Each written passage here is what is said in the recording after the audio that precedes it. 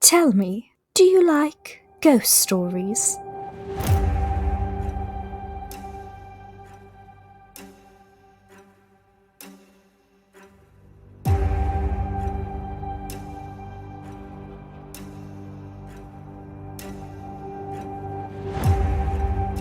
I've been investigating people vanishing mysteriously into the night, never to return.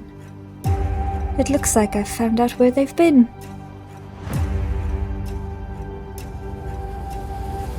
Good evening. I don't like this place. The air feels heavier. Did you hear that? What do you mean he's watching?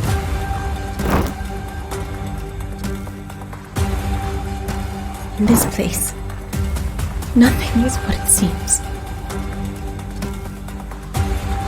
We come from an ancient land. There's no time for this. What are you looking for? This place has taken my father and my mother. It will not have me.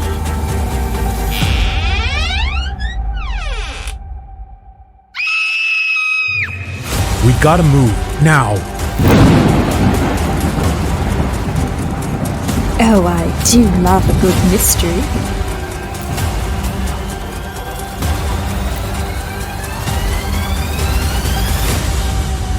Barovia is mine, and so are you.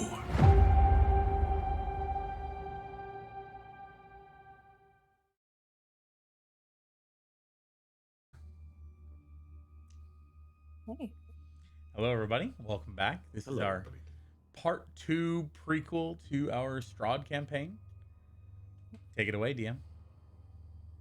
Okay, so in the last part, you traversed through Riverguard Keep. You were able to fight zombies and gargoyles. You were uncovering the mysteries of the weird cult that's been laying here, and you rescued this strapping young, if kind of useless man, named Haynes. So you went into the undercropping beneath the keep and descended down the stairs to a cave area.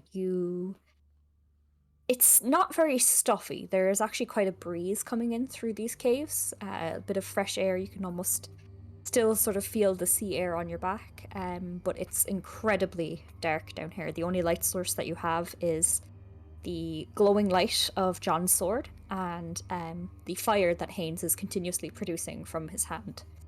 In this little sort of alcove, like a little alcove, you see two benches that are blood spattered.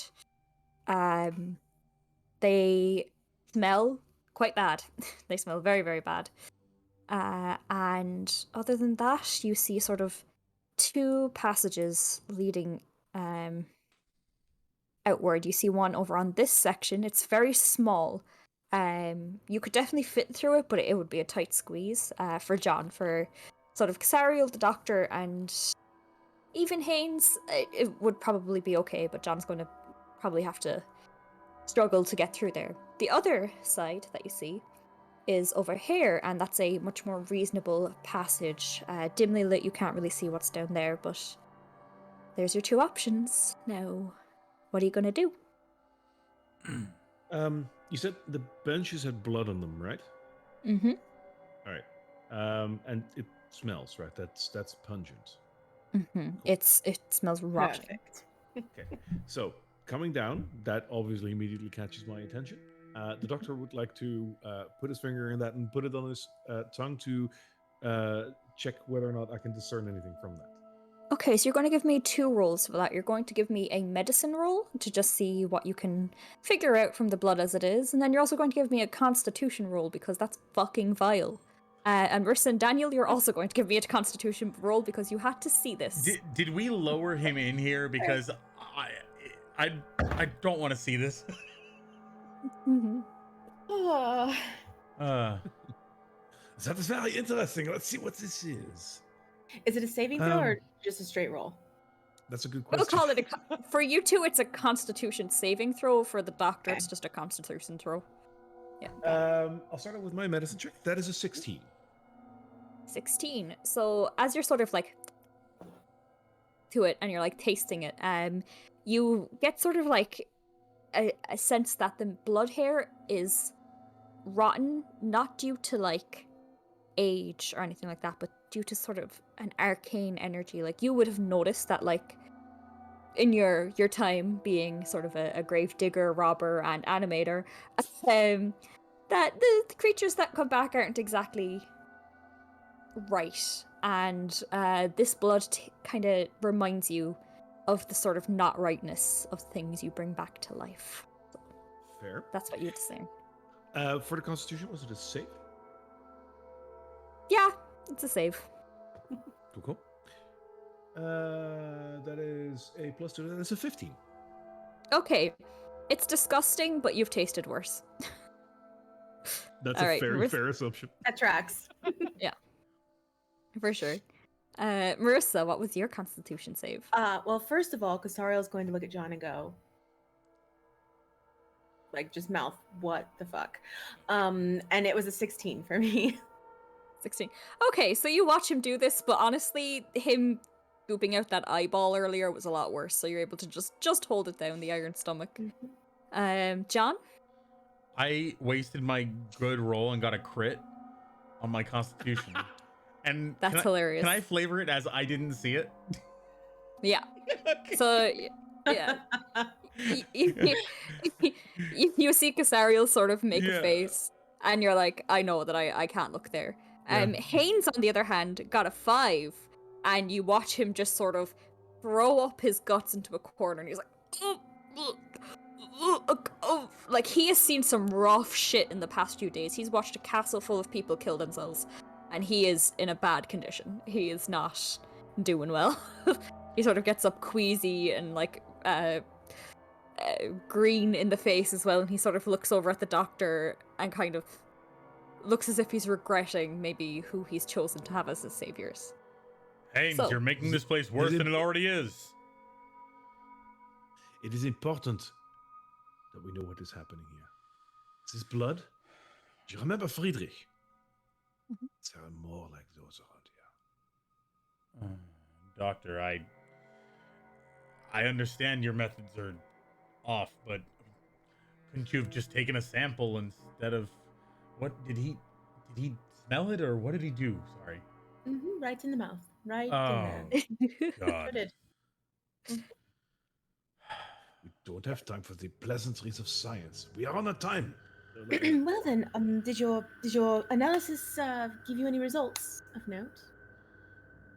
There is something dead down here. Reanimated. Did we take any kind of rest before coming down here? Had we taken No, a short but rest, long rest? there is a reminder that you have those gilded flasks that when you will take them will Right. reset your body into another level. Alright. John's gonna eye down the small tunnel and be like, I suggest we don't go that way unless you wish to proceed without me. I'm not sure my armor. You could much less make it, myself could fit. but yeah. Okay. But it's going to be a roll. That's what I'm going to say for that. Okay. I'm going to go Sorry, ahead and pull you through. He's gonna like. Can I go towards the other and the other way and I'm gonna use divine sense and see if I can open up and feel anything. Does it feel? I don't know. Does it feel stronger down this way or the other way? One moment. Let me have a look. Let me have a look at I don't think what I've got waiting for you. Okay. Should the doctor get out of your way to not mess up your readings? Or That depends. Is the doctor undead, celestial, or a fiend? after tasting that blood, I think he might have a sample of it in him. Yeah. Okay. All right. So, are you going to both entrances or just this one? I'm going to sidle up to the one I can fit through easily. Okay, so you kind of sidle up towards that, Mm. and as you sort of reach out with your defined sense, you feel the like evilness crawl into your heart, and you feel sort of like you've been around undead. You know what they feel like. You know what they sense, what the sense it sort of brings up with you, and you feel that as well. Not stronger here than anywhere else, but there's in Yeah. that direction. Yeah. Well, looks like we're It's not not going to really be. strong enough to pinpoint, but it's all around. Looks like there's not going to be a pleasant path here. So I think we should proceed. And he's going to start walking slowly down this hallway and making sure that everyone behind him is following him, holding out his weapon. Should we not take a peek around the corner of the other one? We don't have to go there. We can look. All right. You're going to look over at Sari and say, I think the doctor has a point. To go. What are Yeah. you offering, Doctor? What if there is something over there that can help us? And we just ignore it because it is too small. If it is harmless, I can have a look. He's a gnome, so he should be able to just, but Yeah. John's going to sort of shake his head and be like, if you think you can get in and get out without being spotted, go ahead and have a peek, Doctor. I'm going to keep an eye on this door. I would like to just look inside. I'm not going to go through it. I just want to look inside. I do have dark vision, but with that, do I see anything? Because I don't want to throw any light source in there. So as you sort of look through this direction, you peer in and you see a stairs winding downward into an open cavern. The cavern is empty. You don't really see anything. It's not lit. There is sort of a raised wall on one side that you can't really see around properly, but past that you can't see any living sources. One of the things that you notice immediately is that there is a wall of rubble just beside the stairs. I'm going to remove this for you. A wall of rubble just beside the stairs. Here. That is quite big, but the cavern extends out here, and past that you don't see much else, but there does seem to be more heading over this direction. And this is the wall that I was talking about. Sort of a raised area of rock. I will relay that information to the party. All right. If you mentioned a cave-in, some kind of collapse, might be that this is our only way to go that direction. Do you think it's worth the risk? Sorry. You have a way to talk to us if you go. Can you speak to us over distance, Doctor? I think she's at Some magic users can speak in your head. Can you do that? Well, I definitely hear some voices in my head. Yeah. I believe I believe the spell in textbooks would be called message. Yeah. Cantrip. I know of these. I know.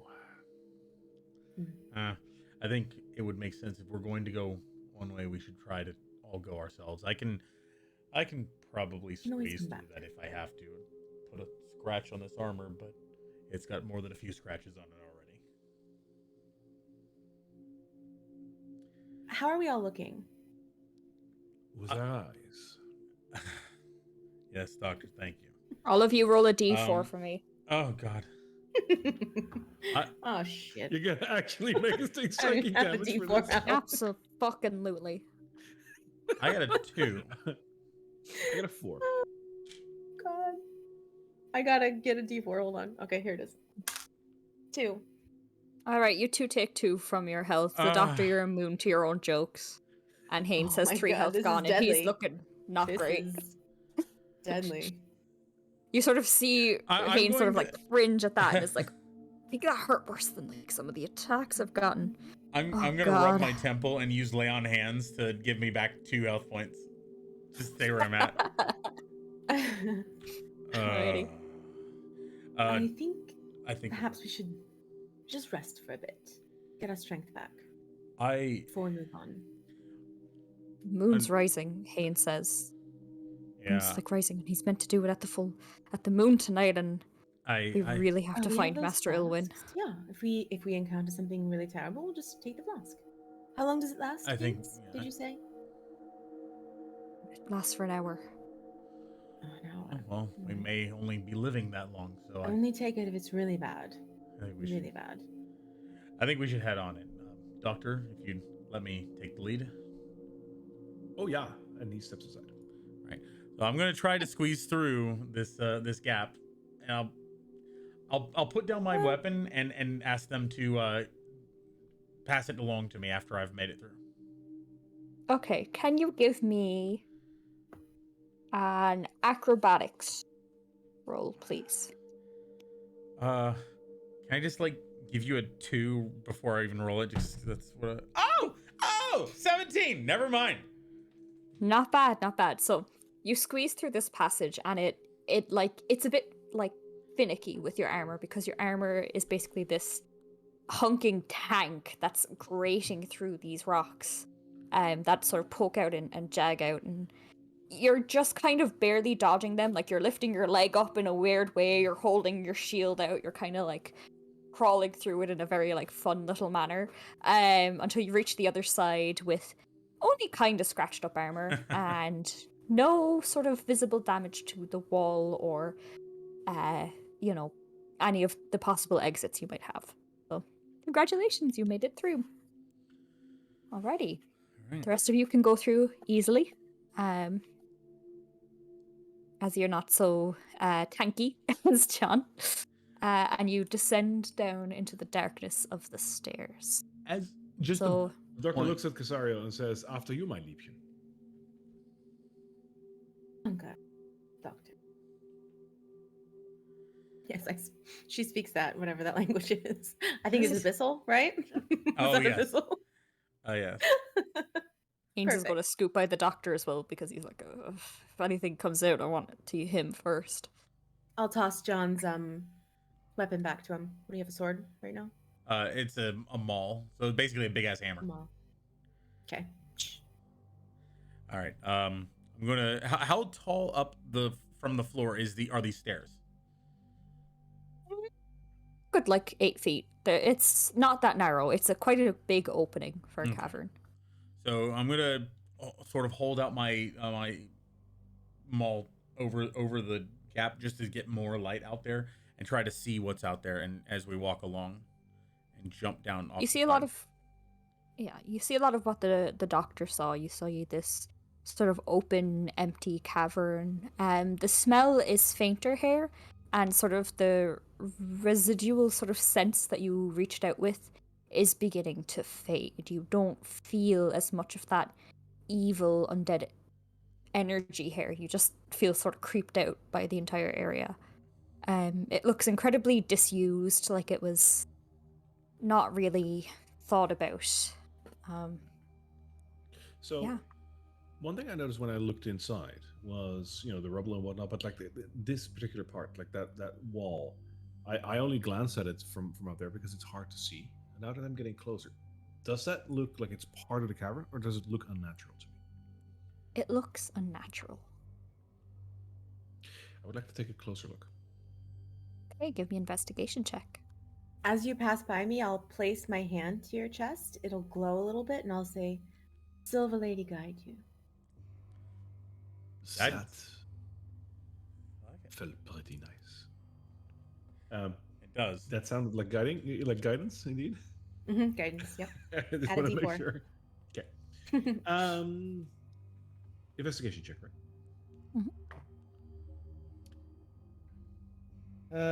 That is a 15 plus 5 is 20 plus 4 is 24.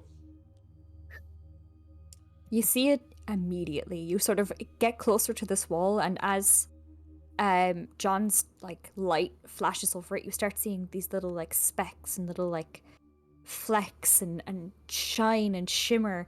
And as you get closer, you start to notice that this wall is a lot more like fine-grained than the rubble and rock around you. It looks like it was almost like cement, like it was cemented here.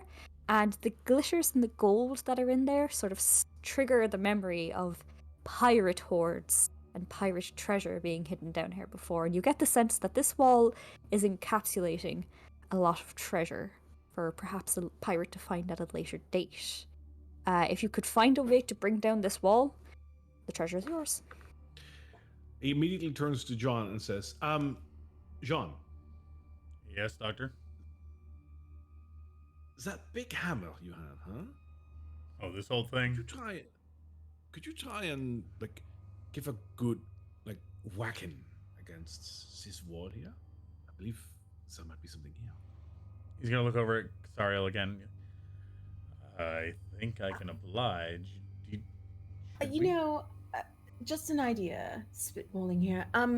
Perhaps we should find the cultist or whatever that is first and get rid of him.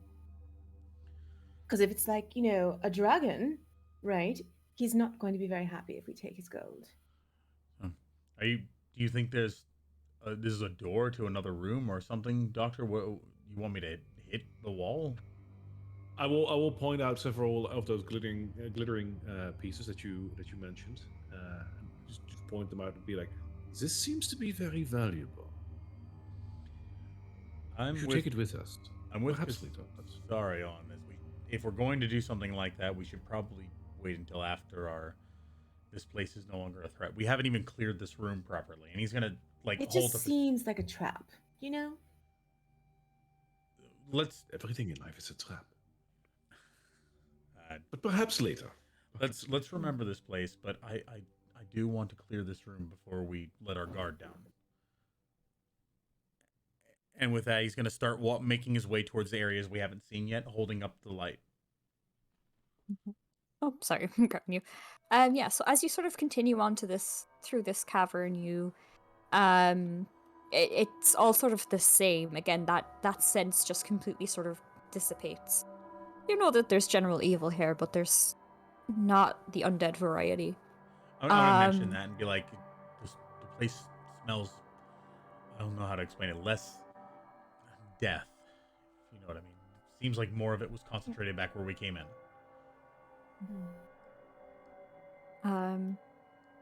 And yeah, as you continue upward, you start to hear noises of like kind of scritching and scratching noises. And Haynes actually starts to really perk up, and he's like, oh, he's still alive? Oh, he's still alive? And gets rather excited and starts running ahead of you. I'm I'm gonna make a move to try to grab him and say, Haynes, be careful, be safe. What are you doing? Let's see. What's? Oh. I'm gonna block his path. Give me a strength check. Okay, it's what I do. The hell's... Oh, it's an 8. Well, apparently it's not what I do because I got a 10. Okay, with a 19 plus his dexterity, which is pretty fucking good, he sort of quickly and like dodges out of your immediate. Haynes, come back here. Yeah, and he sort of starts going forward, and he's like, no, this is good. He can help. And he sort of darts in around this corner, which, John, you can see sort of faintly with the light. And as you move further in, what you see is this rather weird bug-like creature with matching, glowing fire at its chest that sort of matches Haynes, and it's, scampering at the walls. It's sort of doing weird little circles around this area, like it's trying to find a way out, but it can't figure out that there's more to this area. And as soon as it sort of spots Haynes, it scuttles forward and leaps on him. So when I think bug, I think thumb size. Is this thumb size? No, this is a big bug. This is up to your this is about It's a the same bug size dog. as the doctor. Dog bug. Oh. And he sort of like Dog horse. jumps up Horse bug. onto Whoa. Haynes' like We might have just found a unclothed mount for the chest. doctor. A very strange Um, day. Do you know, yes. I'm not really actually sure if I'm sleeping or not. I think we're gonna And have to it, talk. We're gonna have to talk to the commander about this. This is highly irregular. Absolutely. Absolutely. and it's sort of just like, yeah. Go on. I was gonna say he's gonna look at Cassariel and sort of roll his eyes and goes, civilians. Right.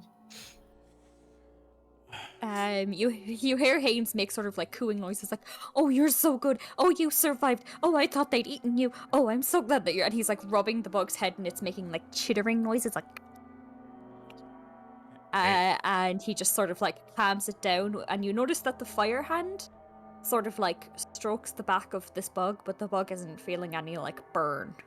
It doesn't seem to be reacting to the heat in any particular way. It's sort of hard chitinous shell stops it from sort of burning. But it eventually scampers like down his body and onto the floor and sort of waits for his command. Yeah.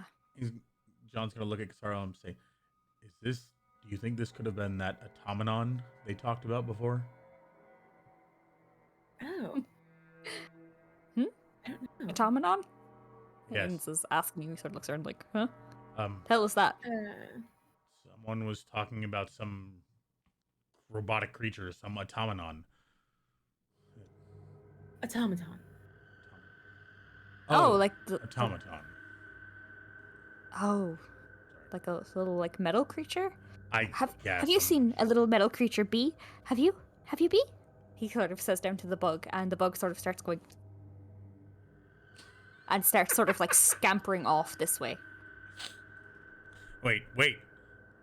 Kind of cute, really. Yeah, yes, but Haynes, gotta be more careful. What if you've been run into a trap over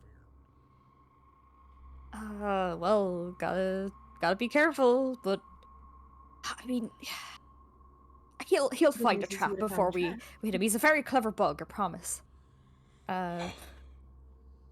John's gonna shake his head and follow Haynes. Alrighty. Let me just see. Doctor, be careful in the dark. Are you coming with us? The doctor is lost in taking notes on this bug. Come along, doctor. Well, at least careful he doesn't try to lick him. It's an interesting thorax. Yeah. It glows. Haynes like points at you and he's like, "You touch bee? You touch my bee?" And the flame sort of glows hotter, and you can almost see in his eyes it starts to like spark as well. Bee. Bee, yeah, like beetle, because it's like a beetle. It's a fire beetle. It's They're a great. fire beetle, huh? Yeah, from my hometown. They're great. Mm. It's the only thing I was able to bring with me, and he gives me such comfort. And he's great on a cold night. And he's saying this as he sort of like walks forward, and you notice he's like visibly a lot more relaxed now, even after They're throwing up relatively his. expensive. He glares at you and says, "He's not for sale. He is not for sale, or for eating, or for licking, or for killing, or for animating." He closes his notebook, and as he does, he says, just one question. As a man of science to another man of questionable science,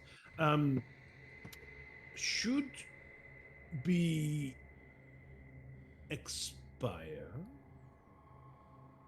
Then we could come to an understanding of maybe perhaps collecting him and taking him home, and perhaps like letting him perform one final task for mankind. Haynes sort of looks at the two of you and he says, Cassariel and John, and says, he follows Saloon. He's a worshipper of I Saloon. actually am not sure about that. Does he? How did we? You So know, we've I'll have to been get back told. to that because I'm really not sure. Yeah. I didn't Don't think worry, so. Haynes. We'll make sure he doesn't go near your bug. Doctor, I think B is like, a treasured companion. Kind of like Friedrich was to you maybe, but someone who's been with you longer. So you wouldn't want someone to harm Friedrich, you know? Maybe that's a bad example. He made Do you have Friedrich an into a undead zombie. companion? Never mind. You're right. We should just move on. This is a very weird day. It's a very, very weird day. I have had a companion a couple of days ago. She was very good to me. All right. What happened to So, her? oh, After You she really had want performed that? her services, I paid her and she went. Haynes, let's you follow. asked for that. I, So, yeah, that's what you I'm- get. Listen, I Talk to the really commander. appreciate all of the help that you guys are giving me, and I really hope we can stop Master Ilwin's plan, but I swear to Saloon, I swear to every god I know, I hope we never cross paths again after this. Me too. You're very undisciplined. But as it stands right now, let's work together to bring an end to this. You know, we're all stressed, right? Yes. I'm sure after this, we could have, an ale at the tavern and all be friends. But for now, should we go on? He's gonna lean in Yes, close let's to go. Cassariel and say, I think we can have an ale. I don't really want to invite the doctor. Totally. Yeah, Doctor okay. didn't And he hear sort of confidently starts moving forward, and he's like, B! And he moves out of sight. I'm following right on his heels. Okay. The doctor- I'm keeping an eye on the doctor. I quickly take a peek at the area that the bug was scratching. Is there anything discerning over there? Or is it just rock with scratches on it? Give me a perception check. Do I still have my inspiration? Guide. I don't think that's how Guidance? guidance works. That's just a once, right? It's for like one check. Figures much, but I could try. Investigation, that is +5 is a 19. 19. Ooh, nice. It's just rock. It looks like it was trying to like dig its way through. You notice a bit of rubble. He actually got like quite far. He got like a little crack in. But yeah, past that, there's nothing there. So he seems to be a I think flesh it's and interesting here, blood. so let's get cracking. Oh wait, no, just for you, there's a little bit of beetle dung. Just a little bit. Oh no! I immediately I'm looking at Haynes. I'm walking forward. The doctor leans forward, takes a little bit of the beetle dung, and decides to take a sample with him for the laboratory. Thank you. I have no idea what happened because I wasn't looking. Yes. I assume he Okay. ate it though. Am I still allowed to DM for you guys after this? This is some weird shit, man. I'm not gonna lie. In This is some every dark, sense weird of the shit happening term. right now. In every sense of the word. All right. John is right on the heels of Haynes. He's sort of put the doctor out of his mind for the moment. So the bug is going to skitter along this way and then sort of stop here, and Haynes is going to follow along with him. And then the beetle's going to sort of like and sort of start skittering this direction until it reaches this point. This is just like a tunnel area that's, it's not lit. There's no light source within this area. It's damp and cold and a little mustier than the area that you just came from. It doesn't feel like there's any air coming through this area.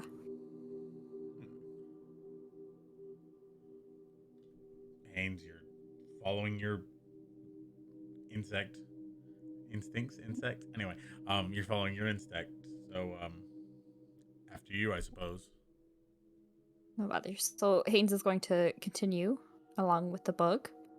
And then once he reached this point, he goes, "Oh shit! Oh shit! Oh shit!" and starts sort of backing up. And John, just as you're backing up behind him, you see a guard sort of like march out of this area, turn its head, and you hear sort of like the grinding of rock, and raise its maul at you. And we enter combat, but that's really loud. Holy fuck. Wow. Alright, that's better. There we go. Cool music Sorry. is cool. Yeah. Alright, so give me initiative rolls. Oh, 18. 14. I told you I gave you my good roll earlier. 3. Oh, buddy. I've got a big fire fist in my face from this Haines scrambling back. What do you see? Okay. Don't worry, even if you die, we will still make sure that you can serve Saloon in other ways. Doctor, Okay, not Mercy, now. you're coming up along this corner, and you happen to be like, "What?" And then you turn your head a little bit, and you catch sight of this rock creature sort of turning in the direction of where it saw the bug. You get the first roll, and because it is engaged with other players, it doesn't see you yet. You get an advantage on whatever attack roll you're going to do. Cool. Go ahead. All right, great. So I'm kind of looking back over my shoulder, like, Doctor, what's going on? Oh, fuck. So I will, boom, make the moonbolt in my hands, and then take a shot at him with it. Alrighty. Ugh, terrible. 12. Oh, with advantage. With though. advantage. Woo! Not much better. 11. Actually, was that the same exact roll twice? 11. Okay. You shoot the moonbolt all out, but there's kind of like a bend around here, and it strikes this instead.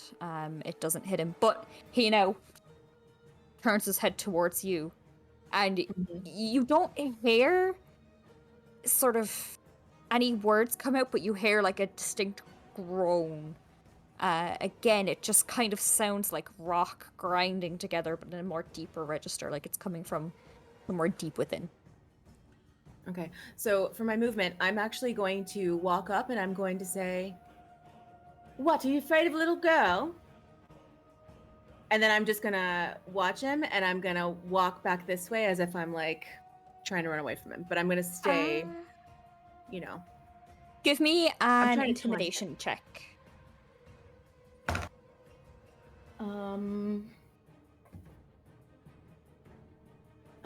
11. He I actually think it's the groans. opposite. I didn't want to be intimidating. Oh, you didn't? You wanted? Well, I You was want trying to to catch like his a attention. easy target. Yeah, I want him to come this way so he doesn't kill my friends the other way. Yeah, so he kind of hears you say that, and he goes, "No," in that grind, and starts marching in the other direction. Crap. He's not afraid to fight you, but he's not taunted by you either. All right, Alright. that's my turn. Okay, so then we start his turn. He's going to use his movement to get up here, and he's going to attempt to stomp on the bug in front of him. What's the bug's armor? Okay, yeah. No, he doesn't quite make it. He like tries to grind his heel under, but the bug sort of up to the wall. He passes by, which does give the bug a moment to attack, which he shoots. You sort of, John, you see that this bug sort of like, and then out, and as like a sort of breath of fire reaches out, but it sort of just bounces off of the rock, and you don't really see this like creature that phased by that attack. And he reaches up and he sort of gets within both of your spaces and makes one attack towards Haynes with like his weapon. He like slashes by him as he's walking by, and is rolling fucking shit today. What the fuck? Okay. That's +5, which would make it. It's because he has mage armor up. It's just not enough. Okay. Fuck. Okay. So he reaches out to him, and Haynes' like mage armor sort of like kind of bursts up, and stops the block. But then he swings his big club down towards you, John, and what the fuck? Just a 13 hit. I'm sorry, but your 13 is no good here. Yeah, it comes down on the armor and sort of clink, clicks off, and he sort of lets it out at the fact that he can't quite get either of you. And that will end his turn. So next on deck, I believe, is John with a 12. No, I had a 3. Okay, so it was the doctor who had the 12, yeah? Yeah. I had a 14. 14, yes, so you're next. Oh, decisions. I had such a good plan, and then you started moving. Yep. You're always ruining my plans. No.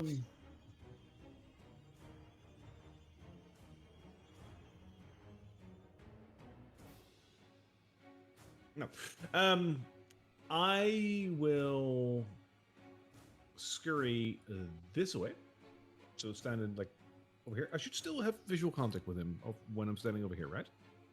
He has partial cover for where he is, but only partial. Okay. In that case, I will stay where I am. Because then I should have full vision, right? Yeah, you do. Okay, cool. Then I will stay where I am, and I will look at him and say, "Hey, you big bully," and do a toll. Did it? Okay. Gong. Yes. So he has to make a what again? Wisdom? That is a wisdom saving throw. Yes. Okay. Woo. And That is beat 13. 3 sevens in a row. Woo, jackpot! Jackpot! Let's go to Vegas. We're And going his to wisdom Vegas. plus 0, so 7. 7. All right, so he doesn't make that. Mhm. So that is a 1d8. Hey, he hasn't taken damage just yet, right? No. No, but he's about to. For 7. 7. Okay. And what How type of many damage is it? sevens? Necrotic. Okay. Well, there. All right. He takes 7 damage. And then I do scurry over here. Okay. And does that end your turn? Yes. Okay. Now it's Haynes's go. Haynes is going to finally hit today. He's going to reach out with his hand and burning hands this man sort of in the chest so that it doesn't hit John. It all concentrated on this one point. Because he's not that dumb. He's kind of smart. Let me just double check what that is. Okay. Yes. Oh, okay. Fuck. Okay. That's 3d6 fire damage. When he hits, he Because I hits can't wait hard. to make barbecue. Yeah. Well, he's going to make crystallized rock. Obsidian. Doctor's see. immediately interested in the scientific purposes of it. Okay. And that's going to be a total of 12 damage Oh, nice. to this creature. Alrighty. Next up, we have John. All right. Yeah. So I imagine he after his last attack, he's kind of facing me. So I'm having had that attack already go off me. He's just gonna rear back and swing at his sword arm to try to knock out his weapon, but he's gonna make an attack to hit him. Okay. I'm With the doing- purpose of knocking the weapon down as well? Because that would be can a I do higher a DC different- to knock down the weapon, but they're a regular DC to attack. Yeah. So I'm trying to disarm him in here, and I'm gonna do a non-great weapon master attack, so a regular attack with no negatives, because I don't have anything to Okay. buff me right now. Alrighty. Cool. Here we go. I don't think it would have mattered. I got a 9 after the addition. So Oh, yeah. yeah. So Yes. my attack, bounces off his armor. His attack bounces off my armor. We're going to be here at it all day. And And he sort of lets out. I'm gonna square up like to him. Yeah. Okay. He lets out sort of a grind that sounds almost like a laugh. He's sort of laughing at you. And you feel like the heat coming from him as well with the flames behind him. And we're back to the top of the round. Marissa, what do you want to do? All right, I will think, okay, and then I'll spin around the corner here. Yeah, and I'm going to once again I'm gonna fire up that boom bolt in my hands and fire it right at his face. Alrighty. That is a 9, 12, 14 to hit. Doesn't hit. Bounces through, but in the confusion and confuddlement, it sort of misses. It hits sort of behind him, and some of the rock begins to sort of putter down. It's starting to feel like this is maybe the not the most stable area to be sending out ranged attacks. Shit. John, up top, and I'm gonna just come back around this little corner here. Ready. That's it for me. And he's up. All right, so he's going to not even pay attention to the rubble falling and reach out for John again. And rolls a 14. I'm sorry, Hit your in 14 total. is also no good here. He sort of like, and then with the grind out, swings back around and hits down on John again. For a better roll. So that is a 21. Does that hit? Yes. Laughing at the first one. Haha, that was a pathetic. Oh! Yeah, you're laughing. Flicks back around exactly. into the gut. For 1d8. Let's go. Okay, for a wicked total of 6 damage to you. It's piercing damage, if that makes any difference. Yeah, no, it doesn't Oh, matter. No, it's pride damage. Let's be. Right, yeah. Gut damage. We call that lesson damage. Yeah, she looked around. Sorry, I didn't see that, did she? Yeah. Satisfied with you sort of doubled over, it kind of turns its head back to the thing that's actually really hurt it this round and brings down its club on Haynes and fucking misses. Oh, Haynes just barely like pulls his hand back and is like, oh, kind of out of the way. The a thing little that bit. actually hit him in this range. turn. Can we get an instant replay of that? How did he go? He went, "Ooh," Replay. that. Yeah. June, did you see that? That was a big hit he just took. Back to you. Uh-huh. Great. Love it. So, with its 3 attacks, that ends its round. Then we move over to the bug, who skitters up along the side of the wall, faces sort of directly in front of it, and again, some fire out in front. And John, I need you to make a dexterity saving throw, please. Okie doke. I'm really, really great at dexterity. No, I'm not. I got an 8. All right. So did That's fine. the monster. I'll take Okay. I'll just roll. Take 2 damage. Take 2 and fucking call me in the damage. morning. Got it. This guy's gonna take 2 as well. All right. He gets to make that joke, but when I do it, you take psychic damage. It's so unfair. Oh, you didn't hear it. John didn't actually verbally say it. Thought it in its head. Yes, I thought that too. The god controlling our moves. Mm-hmm. Oh, I love it. All right. You're starting to notice that like the heat is almost like hardening the rock that's there, but not in a very productive way. In a way that's almost like making it more brittle at the areas that it's sort of affecting, and the bug went straight sort of for the side of its face, and its shoulder is sort of starting to jam up a little bit as it's moving it. So that's hurting. That's what I want to say. I have an idea. Now, we're at John, the doctor actually. Doctor, it's your turn. The doctor scoots back over, looks at the creature, and says, "This is no time for being original." And he does Toll the Dead. Hold it. Okay. If it ain't broke, don't Yeah, fucking fails. Give it to me. And that's going to be a D12 now because you took damage before. serves you right. Yeah, the ringing inside him. That's an 8. An 8. Okay.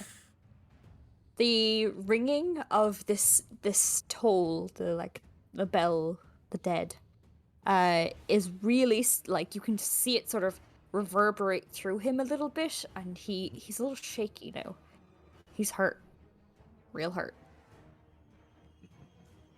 John, it's your turn. All right. John saw that his own attack didn't really affect it, and not because he missed, obviously. He definitely hit, but it's just very strong against that. But the fire and the ringing are doing wonders. So he's going to try to grab because he's turned around to face Haynes, the enemy. So he's going to try to grab the arms from behind and like restrain him and put his knee in his back to keep him from moving and say, "Haynes, doctor, hit him again." So All right, try to give me a grapple. strength check. Alrighty. Oh, come on. A total of 5. Holy shit. He got a dirty 20.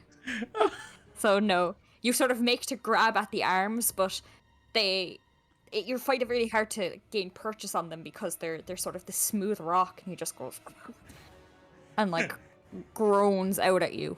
Hey, Doctor, hit him a go. Oh, God. Yeah. All right, anyway. Go. In fact, he pulls you forward like a little bit, and you kind of stumble on your feet. All right.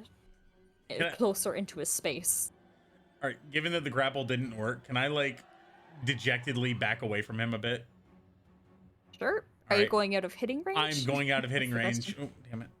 Okay, so he gets an opportunity attack. I tried to move my character on the OBS screen instead of on the... That's so funny. I'm basically pressing myself up against the wall so that I'm no longer in fire range. Okay, he gets an opportunity attack and does a 22 hit? Unfortunately, yes. Okay. Where's the So rolling like ass. Okay, that'll be 4 damage to you. I'm not doing so hot. Alright, buddy. Don't worry, John. We will keep you fighting one way or another. Sorry, don't let him touch my body. So next up is Haynes. So Haynes is going to... what's Haynes going to do? You gave Haynes a dagger earlier, so he's going to swing out and try to hit with that. For a surprising amount of, like, good luck. Manages to sort of jab it in between the crevice between, like, the helm and the shoulder for 5 damage. The dagger sort of lodges in there, and the creature sort of, while distracted with John, stumbles forward. A strong breeze could take this creature out at this point. That's how it's looking. Or a strong bee. All right. Top of the round, Marissa. All right, I'm going to come around the corner here. I see my partner is hurt. I'm doing rather fine.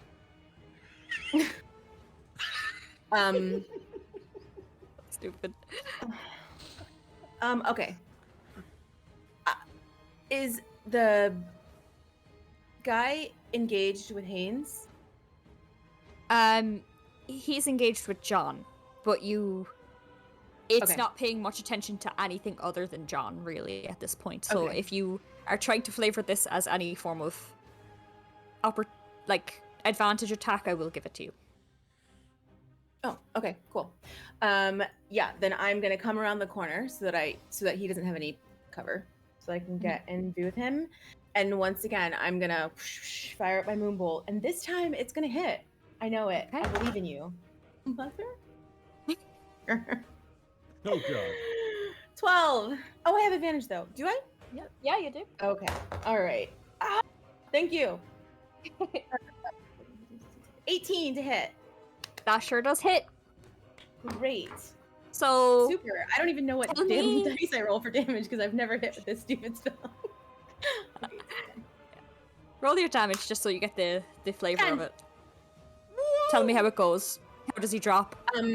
All right, so yeah, I fire up my moonbolt and I keep it in one hand. I'm gonna walk and kind of like shield John, hold up my shield with this hand, and then just blast him right in the face with my moonbolt. So I'm like, Just I touch walk him. in front of I love John. it. Yeah, I'm like, I fire it as I go because I don't want it to be disadvantaged. But I fire it as I go, and then I'm stepping in front of John just in case this doesn't work. I'm lifting my shield and like blocking both of us, like protecting him. Okay. And how does the creature go down? You killed it. All right, so the bolt hits him, and immediately it doesn't look like anything happened. But from behind his helmet, you can see purple like static behind the eyes, and then it just starts to crumble into a pile of dust. I love Kind it. of like Sauron, you know what I mean? Yeah. Sauron when they, yeah, it just, yep, exactly. Yeah. That's cool. Amazing. I think those things are immune to physical strikes. I wasn't able to get through its armor. with that. Tough. Haynes pipes up like, I was able to. He points at the dagger. Magic. But oh, sorry. Otherwise, the creature crumbles away, and you're left with a hallway that's sort of leading down into another area here. What does the creature leave behind? Just a pile of dust? It's a pile of rock. A rock. Nothing It organic like about it, right? falls sort of down and crumbles. It's not very organic, no. Haynes, what was down this hallway? That I saw him. Should we continue forward? What if there's more of them? What, Haynes? I was following you. You were following that bug. What were we looking for? What We are were we looking doing? for the atomic thing that you guys were looking for, right? Might be. And B sort of goes, and like is actually like picking through the rubble, sort of like its head up, and then starts scampering this way again. Like, oh god, that thing has a mind of its own. It ran off like the first day we got here, and he starts following it. I'm gonna hold up Why the don't we flask take a and say, rest? I'm gonna hold up the flask and say, I'll be fine. I'll be fine. I'm trusting you, Haynes, that this works. It works. Well, no, I'm gonna wait until we're ready for our next move. And just so it's clear, if you enter combat, it's an action. Right, and I'm at So I'm gonna pick myself up off the wall. I am looking rather bloody, but I'm fine to continue. You sort of make your way towards this area, and the light from both Haynes now and the bug's chest is actually really helping to light up the cavern as you go. And it almost gives it sort of like a warm feel. It's still sort of musty and damp, but it feels a lot warmer, a lot more inviting. And even as you move forward, you enter into this sort of open cavern space with like a mound of rock on it, and perched against that rock, sort of looking dejectedly down, is Treasure, a little automaton who has this it's like a mixture of wood, a mixture of metal, very, looks like it should be sort of like a caricature of like a human. And it's sort of just slumped against a rock. Its hands are bound, what it uses for hands, which are sort of two like wooden sticks with like metal at the end that have like wires sort of going up to its shoulders. And its legs are also bound as well. They are, if you can imagine, like two little peg legs. They're sort of like that. They look like that. But yeah, that's him. He sort of is slumped at the side, not really moving. And the bug sort of skitters in. He's a little shorter than a human. A little shorter, like smaller and shorter. It's like if you had someone make a puppet of a human, almost. Where how do I describe it? Like even in between like a dwarf and a human, if you can imagine, like the smallest human and the tallest dwarf. Does that make sense? Yeah. Got it. Taller than you, anyway.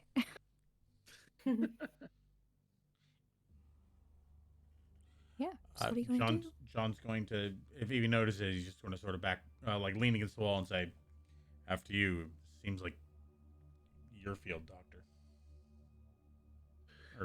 The doctor will take suit and walk forward. It's just standing there motionless, right?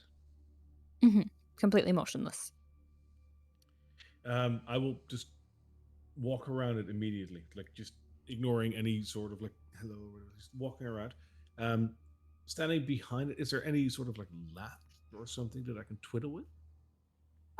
Give me an investigation check. Cool. While you do that, I'm just gonna touch John, and use my healing hands ASMR trait to give him 3 hit points back. Thank you. Oh, wow. Luckily, I have a +5 on my investigation, But I got a 7 total. 7 total. Okay. That's not too bad. So you're sort of poking and fiddling and trying to like find sort of something on this creature that would indicate like sort of almost an on button, if you could imagine. And eventually you sort of like give it like a shove just a little bit too hard, and it sort of and its eyes begin to glow, like headlamps almost just out, and it like it shudders its sort of like eyes a little bit and sort of swings around to you and goes, Halia? Halia? Have you seen Halia? The doctor will look at this creature at this moment and say, yeah, it is me, Halia. I look a bit different, but that is because we are rescuing you. The So skies should we just roll for like the damage, or no, you don't roll was- for this one. what was that? A D4? Okay. Yeah, D4. Immediately just take away all damage that you restored. You die, end of campaign. Yeah, that's great. At this point, John's gonna say, "Thank you, sorry, I appreciate the help," and like walk in and say, "John, we're not here to steal other people's automamons. We're looking for a wizard." Are you talking to yourself?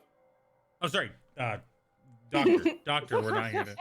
No, he's lost a lot of blood. He'll be fine. Do you need healing? The creature says to you after you say he's lost a lot of blood, John. Oh, okay.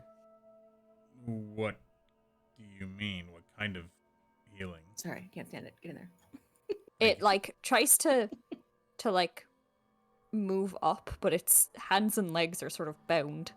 So it's struggling. It's like, I can heal. I've healed Halia. Oh, good, a healer. Thank God. I'm gonna walk up to it and take my dagger out and free it. So the rope sort of falls away, but it's still sort of like struggling to stand a little bit. Cassariel was. But it's sort of Halia it the- reaches out its claws to try to like, yeah, its clamps to try and like push itself. Yeah, I'll try to help it. I'm not strong, but I'll try. Okay, I'll join. Okay, so with the two of you, I'm going to say that no matter what you roll, it would sort of get up. Because this thing is... It looks like it should be heavy with sort of all the metal and the wood that it has, but it's actually quite lightweight as you sort of bring it to its feet. And it sort of wobbles unsteadily on its sort of peg legs before kind of situating itself again. And he reaches out and sort of like places like a clamped hand onto you, John, just right on your chest. And cures wounds on you. Let me just see Okay. what I have written for its character sheet. Let's see. Heal that. And you take back 2d8. Not bad rolls. Which is okay. So yeah, you take back 15 health points. Oh. Whoa. That actually is the exact amount I needed to get me to full. Wow. Wow. Perfect. This. Treasure. Hmm? We do know where Halia is. If you help Any us. idea? Pay no attention Are to the you doctor. disguised like No. Mistress Carla? Carlo, was that I motion at little girl? Cassariel like, I see what he's doing, but I don't want to lie to this No, adorable creature. We're friends. We're friends with Halia. We were sent to come find you. yeah, they are my friends. No, Okay. ignore the doctor. That's not Halia. Okay, Mistress Doctor. And it sort of shudders one eye at you, and the head Oh like my sort of God. like raves into your face. Yes. Yes. And I it like that. rises Mistress and Doctor. sort of toddles along with you. You now have a healer. You're welcome. I was thinking about whether or not to give you healing potions or a healer, and I was like, I'll give you a healer. Okay. That's nice. Thank you. Yeah.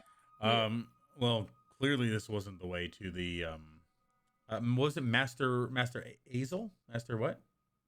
No, Mistress Doctor. Ilwyn? Master Ilwyn. Ilwyn. Not nice. Yes, Ilwyn.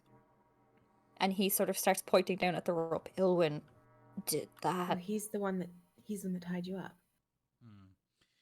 Did Oh. you see where he went? I guess maybe you were tied up. Before we go anywhere, the doctor just opens up his leather pouch that he has like on his side, and he takes out his tinker tools. Is there any way that I can help this robot move a little bit better with that? Unless you have, I don't know, fully constructed feet. I don't know. I can switch out nuts and bolts. I got a tinker's tools. Just I can also take it apart. Then you lose your healer. Let's not take it apart, Doctor. Not yet. Oh, okay. The robot sees you sort of take out your tools and sort of sees all the metal and like reaches its hand out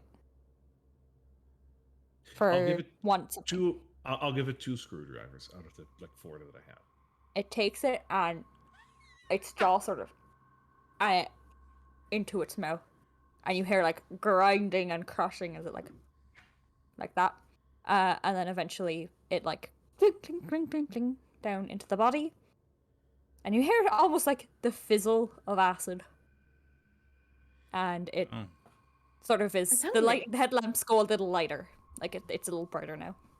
Absolutely fascinating. Right.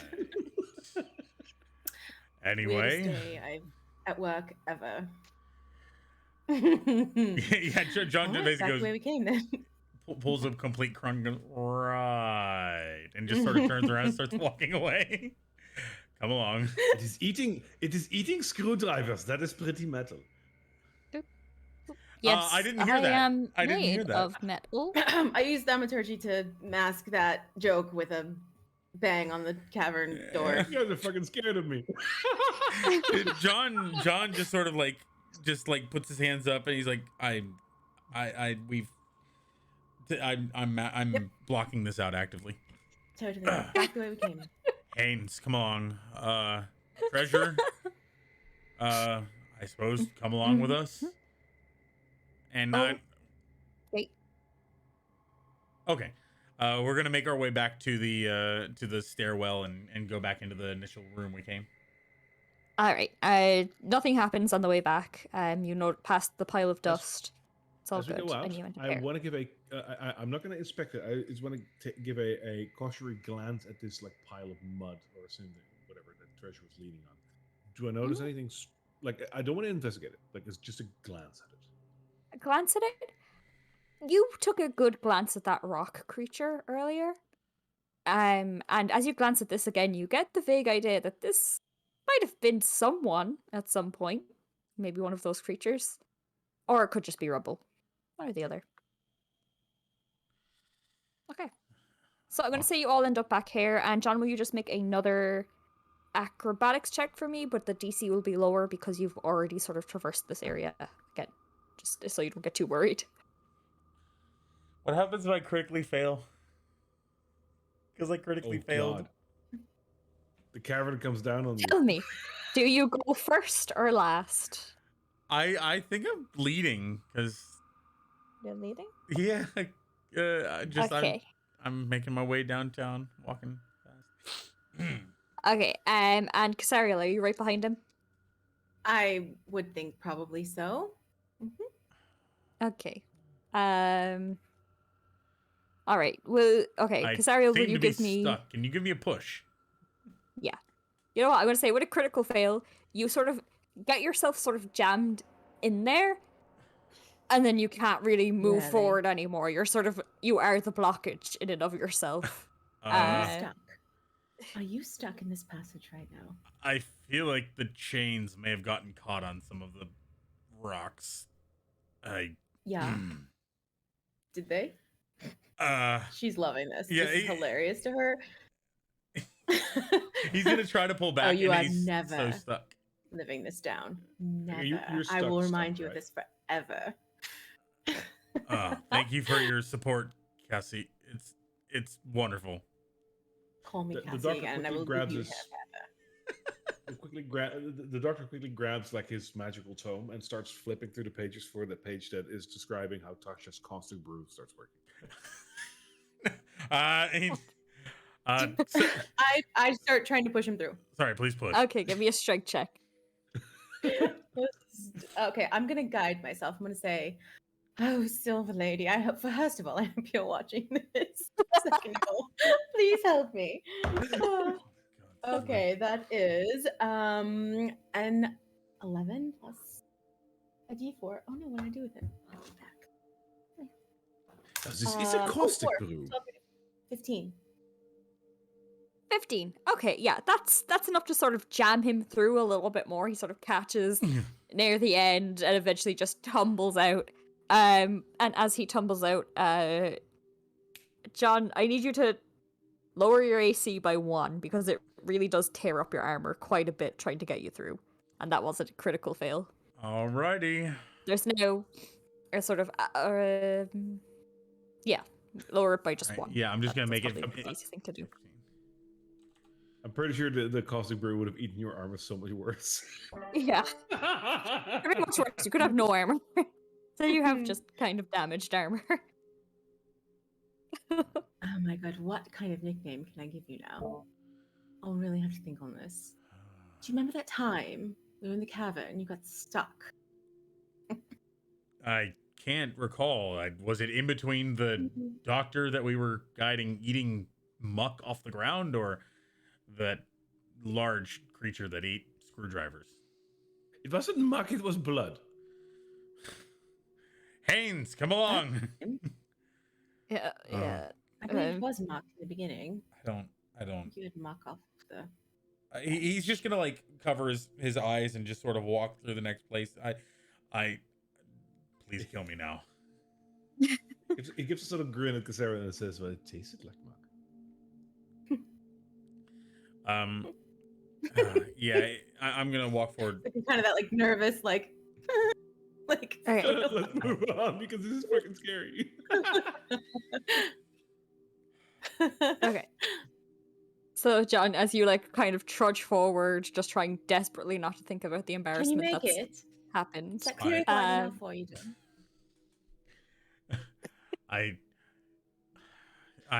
Whatever. Take it. Use it. Tell me now. You hold your light up down this sort of cavern, and Yeah. it gives a little bit of glow, but it's really the bug that sort of skimpers up past your head and down this like little narrow way that really like helps bring illumination to the area. And you see that it's just kind of like a passage leading further down, and it's like sloping further down. And yeah, the bug just kind of skitters along until it's out of sight. I'm gonna do my best to follow it through, and I imagine that I can actually Okay. move through here, no right problem. there. Okay. Stop right here. Alrighty. Okay. Give me a perception check. And from earlier, he's gonna like whisper back to Sari. He said, "This place smells of undeath, like that Friedrich fellow." I got 8 plus perception 2. Oh, cool! Wow, I got a total of 10. And that beetle goes way too quick, and that bugs me. I can't hear you, Doctor. Completely I'm sorry. normal cavern. Keep walking through. All right. Yep, holding up the. So I do remember the feeling of undead. So Mhm. I'm gonna start scanning for like corpses and zombies and anything that might turn into a Friedrich. Okay. So as you sort of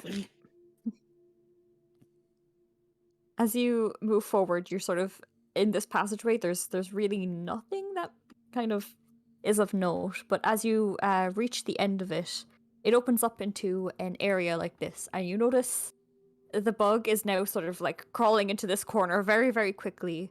as a zombie stands in front of you, kind of groaning and like as it sort of circles around. And this zombie, it matches very similarly to the one that you saw earlier that the doctor was controlling. It has the robes, it has freshness to it. It's not been undead for very long. And the most noticeable thing about it is sort of a very bloody gash sort of in its side that's been still almost kind of leaking. Like it's definitely a new corpse.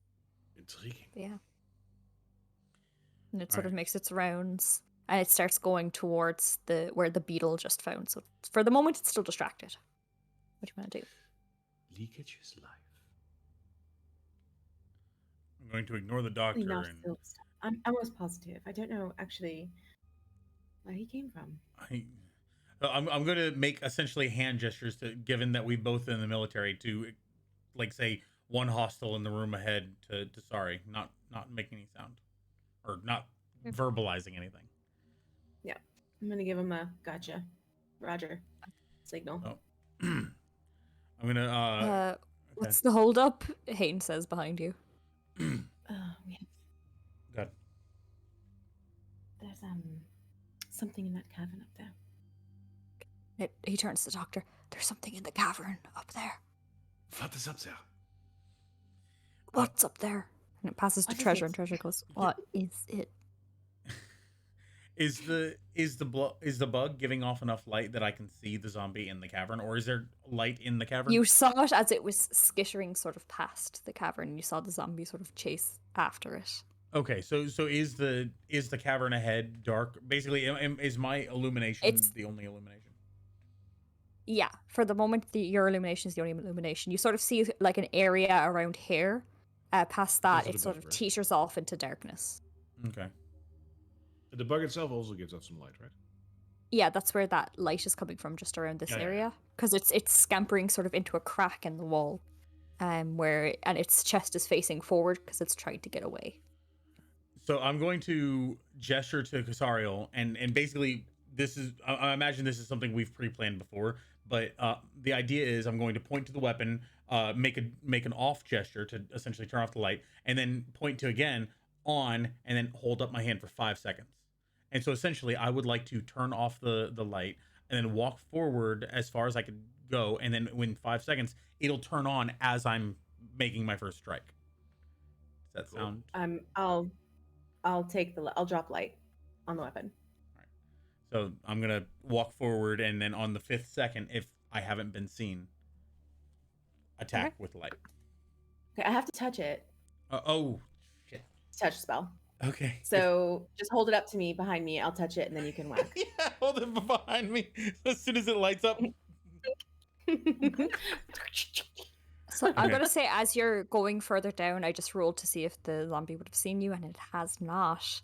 So you managed to make right near its space before your maneuver can begin. So light goes on. What do you do now? I'm gonna hit You it. still have one free action before it does anything. Gonna hit it. All right, give me an attack roll. And I am gonna use Great Weapon Master on this one. I'm gonna hit it for all it's worth. Okay. Ah. Okay. So I got a. The way this works, I got a 17 plus 4 minus 5, so I got a 16 on my hit. That hits. I meant to say in a very manly Isn't way. Great Weapon Master a feat? Great Weapon Master is a feat, but I can basically take off 5 from my attack roll to add a Are plus you a 10 to the variant damage. human? Is that why you have a feat? I think the Tasha's variation, but yeah, variant human would have worked, but I did custom lineage. Okay, I just wanted to make sure I wasn't missing that we got a feat at level whatever. No, That's no, all. No. Carry on. That's part of his. Yeah, I built my entire character around being a Great Weapon Master. Yep. Cool. Perfect. Just Awesome. making sure. So it is 2d6 plus 2 plus 10. So here we go. 5 and 3, so that's 8 plus 12, so that's 20 damage. In one fell swoop, push straight down, and its head caves in, and it fully just caves down into its chest and sort of completely drops, like gore and guts spilling out. You managed to successfully down the zombie. Congratulations. Excellent flash and bash, Cassariel. We're getting I'll tap my weapon against his. Link.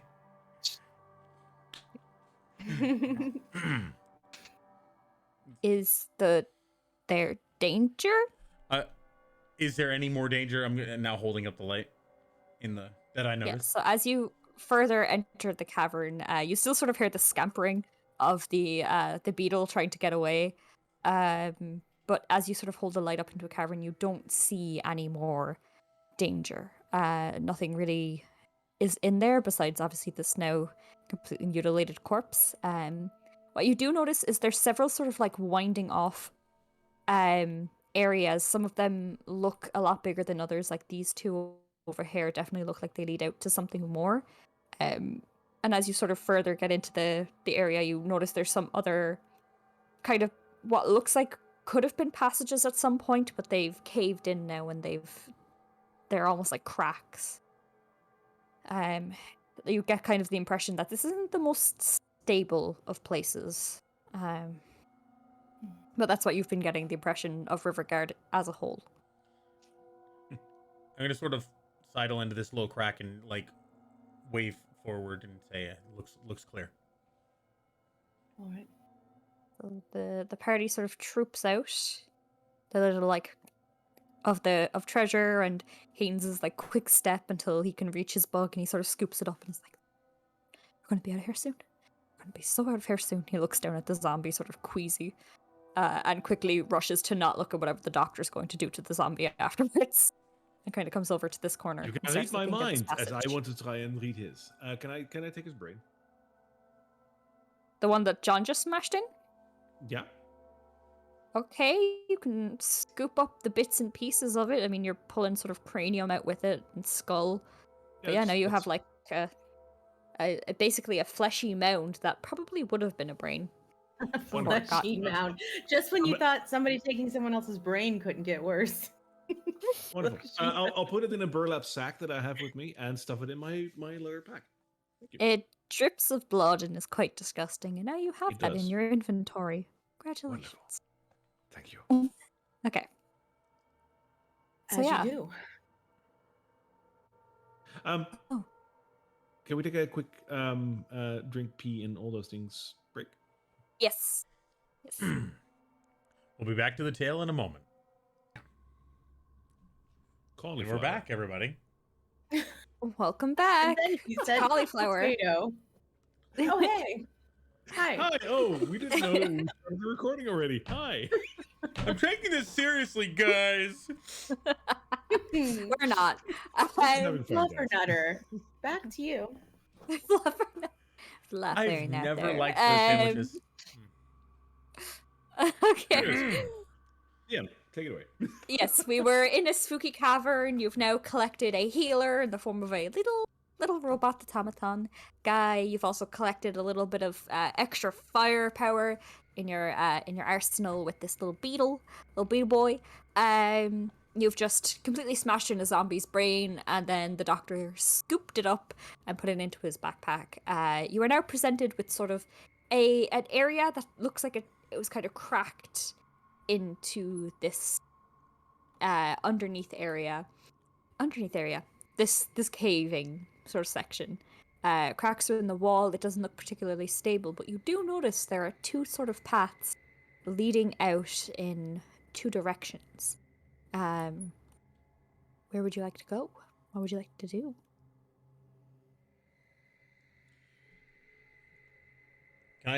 I'm going to go ahead and do something similar to what I did before. I'm going to cast. Can I do Divine Sense? I've got 3 uses of it left. Can I do it twice? Once at each doorway to see if I can feel what's You worse. have 3 spell slots left, Divine Sense does not use a spell slot. doesn't it? No. Let me go God, ahead you and- could have had way more spells. Oh my god. Yeah. Anyways. Divine Sense, I have 4 uses per long rest. I've already used 1. As an action, you can detect good and evil. Until the end of your next turn, you can sense anything affected by the Hallow spell or know the location of So that would be celestial fiends or undead. I'm thinking of Divine Smite. Never Oh, mind. no, yeah. 6 seconds, right? So you I'm not going to probably- be Divine Did you have to Smiting. cast it twice? Yeah, all these walls. Oh yes. Okay, so yeah, then basically I'm going to go up to one of the entrances, go and see if I can smell any fiends or undead, and then do the So In same. our, tell in our me, previous in our previous campaign, our DM was not a paladin, by the way. So you know, I really enjoyed being her, and I hope that you guys get to see that at some point. But anyways, back to if this sub is rough, you might. lower goal. Let's go. We can do Yeah. it, guys. Gildedclass.com. Anyways, so Links in the description. yeah. Oh, so I might never mind. So Daniel, you're going to divine sense. Tell me which side you're divine sensing on. I'm gonna start on the right, and if I have enough time by the end of Design Sense, which is about 6 seconds long, I'm gonna hustle on over to the go, and then bustle over to the other one and smell. Okay. So as you're sort of circling over onto this side, you reach out and it's really faintly sort of in the background. You could, but behind you, not in front of you as you're looking down this cavern. The cavern, as you're sniffing down it, the sort of, there's a freshness from that area. Like a draft blows in and you can kind of smell the sea air. You can smell the freshness there, and you don't smell that decrepit, molding, dead scent. Though something in your gut kind of tells you, like, pulls behind you to say, like, no, follow this way. This is where it is. This is where the danger is. And as you circle around and sort of continue to sniff around and sort of reach this area, you get that rotting scent. The others, it wouldn't be like when we encountered ghouls before. It's not like an immediate rotting scent that's coming to you. You specifically can smell this. There's undead energy. There's evil energy coming down there, like beyond the undead, like deep, deep evil. So yeah, what do you do? I'm gonna relay that and say something foul is down that corridor. Over here it seems more fresh, or it seems like there's outside air coming in, and it might lead out. I don't know where, but there's something really evil down this path. Gesturing towards the path that Cassariel is standing in front of. Yeah. Well, you want to root out the evil, right? Yes, we're Anywhere's got Master Ilwyn. It's there. Haynes points out. we have to go down this path Nice and one. confront it. Mhm. I'm gonna hold out the light. I'll move out of the way. Okay. You cast light down that shadow, and this bug sort of acts sort of instinctually as the light goes down. It's like, oh, that's the direction. All right, and starts skittering down here, kind of casting more light as it goes. Oh, sorry. So yeah, like, yeah, down the corridor it goes. Nice. And it sort of like darts and jumps and sort of like skitters until it gets here. Where it's light, you can see kind of shines backwards, but you cannot see forwards from where you are currently.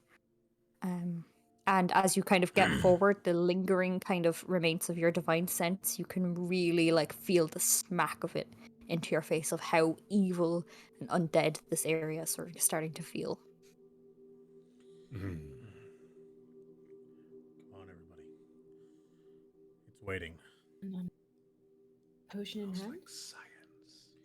I suppose you guys want to bottoms up. At least cast just in the our potion. hands, in case. If we don't finish this in an hour, we may not live to tell about it anyway. So, I will drink my potion. You drink your potion. Okay. Are the two of you going to as well? Now, do you I- remember one of the requirements is you need to spend 5 minutes meditating Oh, I didn't know that. to reach your next level. Oh, hell. So you can. I'm giving you 5 minutes to do your spells, do your level up, basically. Okay, Oh, well, okay. Yeah, can- I'll take mine. Can we go back and sit in the room, and I'm gonna sit in the hallway to like keep an ear out to make sure nothing sneaks up on us. Okay. So you all sort of sit in the hallway, and Treasure sort of marches towards this area to sort of keep watch here, and Haynes kind of keeps an eye over on this area, kind of keeping his back to the wall, glancing down just so you guys can meditate, and he tries to sort of guide you through the drinking of it. He's like, okay, take it all in one gulp, don't smell it. It smells really bad, and you're going to feel this sort of evolution within yourself, and I need you to not resist it. You need to lean into it, really start to envision your next self, what your higher self looks like. And good luck. And meanwhile, the bug will sort of keep watch out this area if you want to stay in this room, John. Kind of like skitter back and forth up here, just kind of being like, you know. Yeah. Okay. So, free moment, 5 minutes. Get your spells together, get your feats together, get whatever else is together on your character sheet. Get your and life get ready together. to fight at level 4. And remember, there is an option where if you want, you can funnel all of that potion into one person so that they gain 3 levels as opposed to 1. There's whatever way you want to do it. Okay? Yeah, I think we're all good with going up a level. Cool. All right. Sorry, Doctor.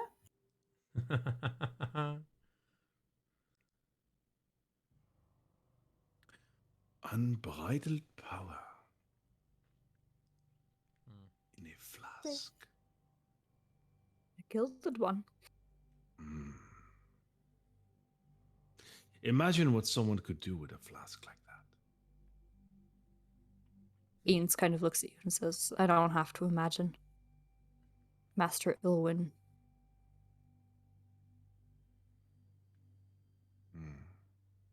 I can subscribe to that.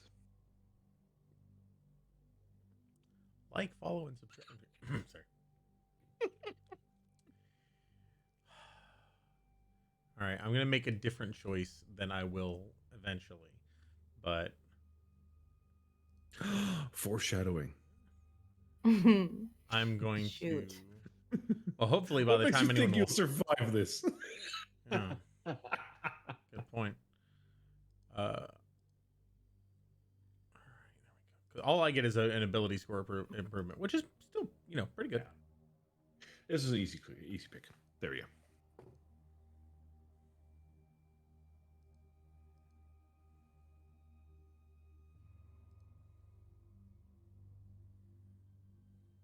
I will not tell you what I have gone for. But it is nothing to do with nature. Or perhaps it is. Different kind of nature.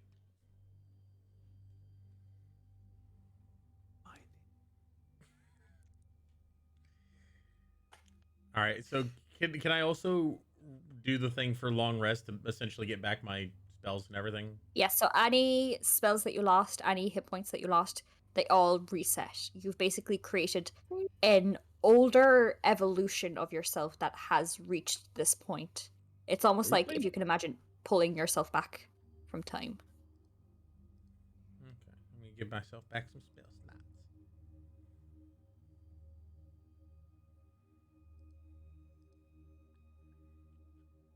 Yeah, the Paladin's 4th level is not super exciting. Yeah. You get a bunch of hit points or whatnot. So Oh yeah, and as You get a bunch of hit points. as with every level, but But like 3rd level 5 is where you get the extra attack, which is when it's... yeah, level 5 is the big one. But level 3 was pretty big too, because it's the Sacred Oath, it's the Divine Health, it's level 6, you get Aura of Protection. So yeah, I guess but I feel with the Paladin, like level 3 is the choice, level 5 is doubling down on it. Like that's the literally doubling down. Mm-hmm. Double downs. Aura of Courage. What even is that? Huh. Aura of Courage on John. Interesting. Shame I'll never get there.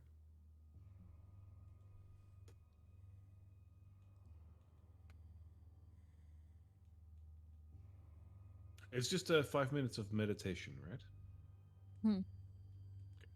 If you want to describe how you do your meditation, that's cool. I will sit on the ground, legs crossed. And from the leather pouch that I have, I've taken from our various encounters so far also a couple of vials of blood. And I've taken one and lathered my hands in it, and I'm basically just making like swaying motions while smelling my hands. Yes. Yes. John, how do you meditate? Not anymore. John has his eyes closed back to the wall, and he's sort of muttering to himself. And every now and again, you'll catch a name, Bartholomew, and could have done something. I could have been stronger. I could have done something. And it is sort of he looks very uncomfortable, very uh, frustrated, but also just unfulfilled, and he sort of it's almost like he's intensifying. Basically, he's going to gain some strength. He's going to become stronger with this, and imagine himself as if he could have done something, if he could have been stronger. Very good. Are you nearly done, Marissa? I'm done. Yep. Okay, so how does Cassariel meditate? I think she talks to her mom when she meditates. So I think she just asks her mom to guide her and to help her make the right decisions. Yeah, she just has a little chit chat with her mom. Silently. Very nice. Okay. 5 minutes comes to a close, and you sort of start to notice, as you drank this flask, sort of a glowing is starting to like burst from, as it like travels down, it sort of bursts from your chest and flows over you as you're meditating, and the blood on your hands starts to like glow a little bit more violently than everything else. John, your like head is glowing like rapidly more than your body. Like you're getting stronger. You can almost even visibly see you like bulking out a little bit, but it's your head where you're sort of muttering to yourself and really like putting yourself down that starts to glow and glow and glow. And Marissa, yours focuses from hair and shifts slightly over to where your heart is, and it flashes and flashes and flashes as you're all sort of filled with new energy, and you're all level 4 now. As that happens between the group, like the doctor just dives into a corner over here. Like that's a very private moment for him. Okay. Alrighty. So, level 4. You're ready to go. You're all rejuvenated and revived. Haynes is actually like really like trying to keep an eye on there, but he's looking almost really proudly and with so much grief at how much he was able to create, but how much destruction it caused, so he can never do it again. So yeah, he looks at you with that, but eventually you're all ready. Do you venture forth? Ready? I'm gonna sort of like grip the maul a little bit tighter, and I'm ready. And I'll grab the end of it. Yep. And cast light. And then I'll clink the weapon towards yours. And then let's go. Okay. I'm You venture further down the hallway. As you reach this bend, you look out and there's still kind of darkness in front of you, and the bug sort of skitters just up and then stays there, sort of just stays there on the wall, almost still. I'm gonna get to the point where I'm just rounding this bend to see if I can see past the bug. Okay, give me a perception check. All right. With my new perception of absolutely no change, I got an 8 plus 2, which is 10, as I got before. Thank you, Di. You glance in, but it's still way too dark, and the bug's light is almost dimming a little bit as it's getting closer, like flickering almost. It's really hard to make out.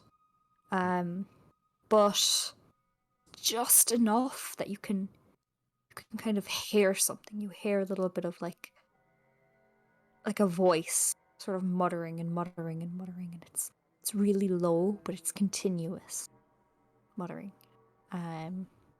What do you do? I'm going to one glance back to Cassariel, nod, and move forward. And raise the weapon up. I'm not trying to hide. Okay. You enter into a room, and as the light sort of flashes out, the additional light from this little bug, you notice there's these 3 slabs raised from the wall in this room that's blocked off by these this cave-in, and these 3 slabs contain bodies, and you can really like smell sort of how freshly dead they are by the iron in the air. Like it just smells like iron, like fresh blood after being spilled, not old and musty. They look even like the color has not fully gone from their face either. And more importantly, above them you see this man standing there, blood in his hands, chanting almost rhythmically to himself, and looking upwards to just the tiniest crack in the ceiling that's letting down like barely any light, but it looks like the moon light is meant to shine down there a lot more brightly than it already is. You can kind of see a faint bit of it, but if it was directly above, it would be a lot brighter. But yeah, he stands there and he's in sort of regal clothing, but it's not in the best shape. It's blood splattered. He has flowing hair, but it looks like it's been tousled and really like ran through. And he's pale and pallor, and he keeps muttering until the light shines directly in at him, and he first looks up with sort of surprise before he realizes where it comes from, and his head turns. He goes, I didn't expect to be stopped so early. And he rises up to his full height. It's pretty tall. And he does this. Awaken. Deal with them. And in front of you, 3 zombies arise from these slabs. Roll initiative. Let's do it. Let's go, boys. That's an 11 for me. Okay. 12 for 15. me. Okay. I finally rolled above a 10 on initiative. Hey. Proud of you. So is it 10 for you, Daniel? 12. Oh, okay. Sorry, I thought I said it. Okay. Roll again. With Ooh. me. Okay. Damn it, that's a 6. Okay, you maintain your 12 then. Okay. You go first. Oh, cool. Okay. Yeah, but I think cool, very nice. Somebody's What did you get, Cassariel? she got a 15. 14. Sorry. Oh, 14. 15. Yeah, No, 15. 15. Sorry. 15 plus 2. That was a roller coaster. Math. Sorry. I'm number dyslexic and I'm bad at math. It's a double whammy. It's not good. Sorry. Double whammy. I have to That actually brings keep me track back of this because there's a lot of people. No problem. What's his name? Means yeah. Ilwin, Not a- your time is now.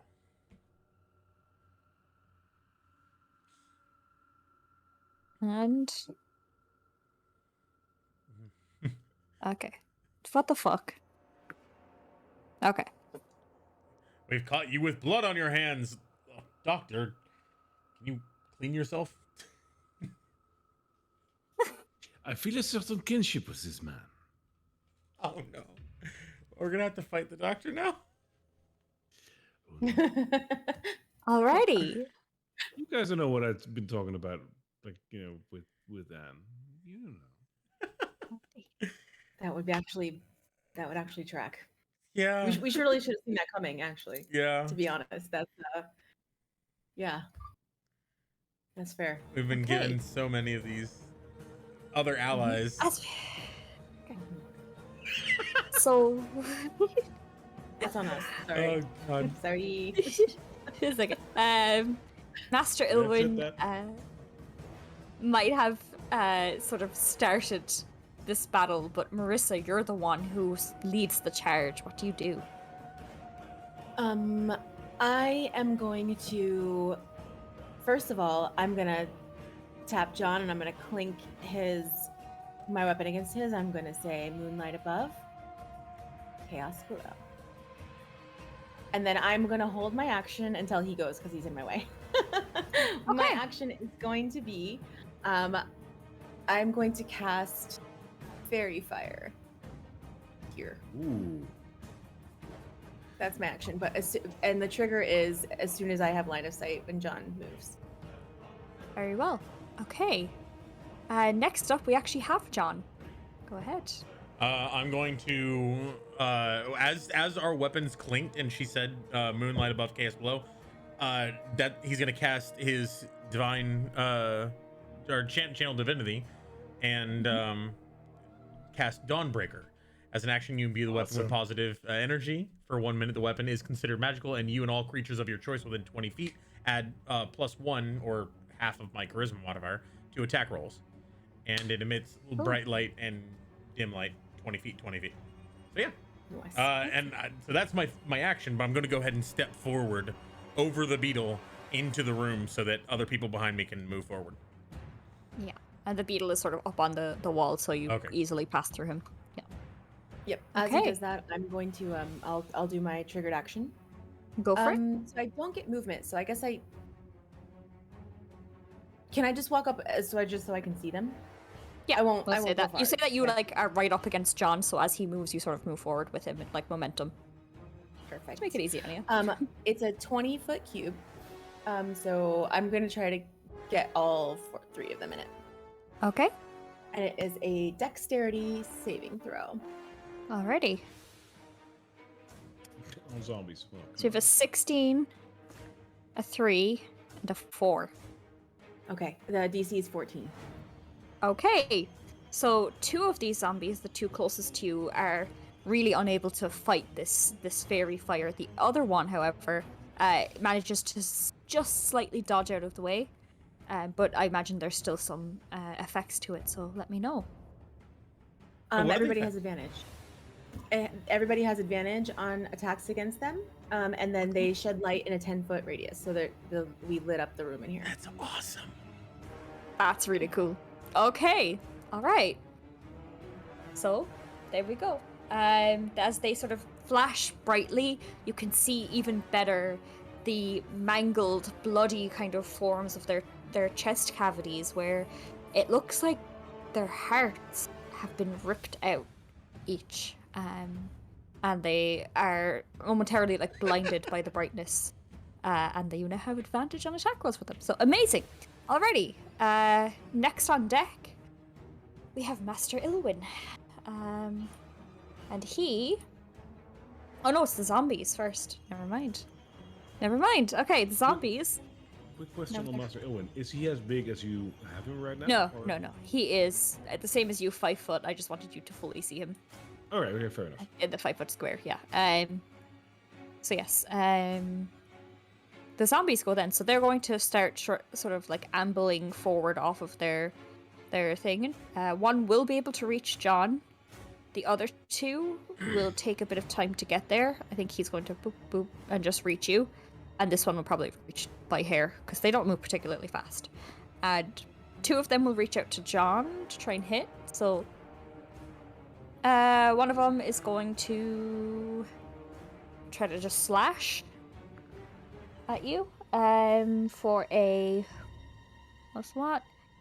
17 to hit. Hey, that would have beat my armor class even if it wasn't broken. Okay. Sorry, okay. So that is 6 damage to you. Alrighty. The second one is going to do a 13 to hit. That is under my armor class. Okay. So it like tries to, one like swipes at you, and the other one kind of goes with his jaw to go like straight at you. But it sort of clanks off your armor and breaks one of its teeth off and falls to the floor for the doctor to pick up later. So yeah, there you go. That's their movement. Next up, we have Haynes. Okay, what's Haynes gonna do? That's good. It's a great question about him. Okay, let me get up his sheet.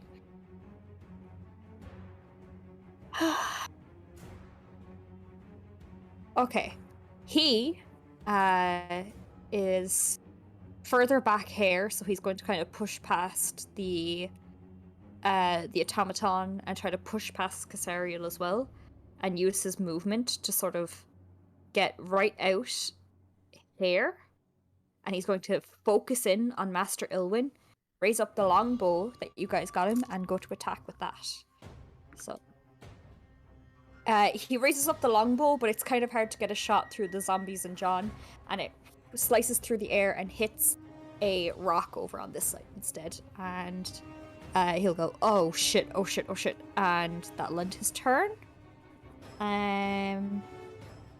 Next we have... Wait, did he just try to hit one of the zombies?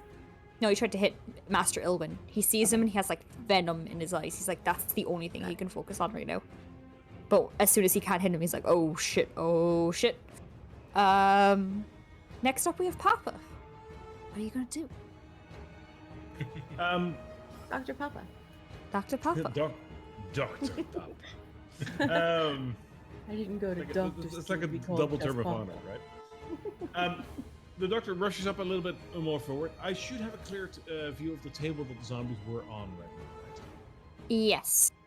Like, you know, with all the fighting going on, but I should still be able to see the tables right now, right? Mm-hmm. Good. He raises both of his hands and he says, "You're walking around, but mind your step, because here is a web." And he casts web in the middle of the room, trying to strike all 3 of the zombies and Master Ilwyn, because I'm targeting the second table. Okay. So what does that entail? Well, web should probably tie them down. You should be able to check on your turn, because then you need to do a saving throw. And I believe that is a dexterity saving throw, but I'm quickly checking. I think so. Yeah, dexterity saving throw. If you beat it, you're fine. If you don't beat it, you're stuck to the ground. Okay. It's a 20-foot cube, and if I'm measuring correctly, that should hit all 3 of the zombies. Master Ilwyn. It should also hit John. Okay. So John, the zombies, and Master Ilwyn are currently stuck down until they can make their dexterity saves. Potentially. Potentially. So on So our next saving up- throw, yeah. Or on our turn. We have Treasure. Treasure is going to spend some time ambling forward 1 square, 2 square, 3 square, and really like clankily go, excuse me, and like pass like through you guys, and just boop, boop, boop, see the web, and then try to slip behind John, but in like it grates against the wall here, like, and then pops out here and says, "How can I be of service to you?" Stay out of and danger, that'll be its- Treasure. Okay. And it's going to amble this way now, further towards the danger. God damn it. Next up, we have the beetle. But at this point, I would rather have a healing potion. Yes, the beetle. You have to be specific. The beetle is going to scurry along the wall, kind of perch up on Haynes' shoulder, and send a blast towards this zombie.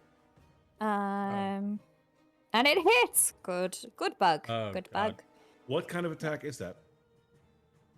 It's just a little fire-like blast. Okay, that sets fire to the web. Oh shit! Yeah. Oh shit. Okay. That's literally the only thing that I can do. Good call. Okay. Cool.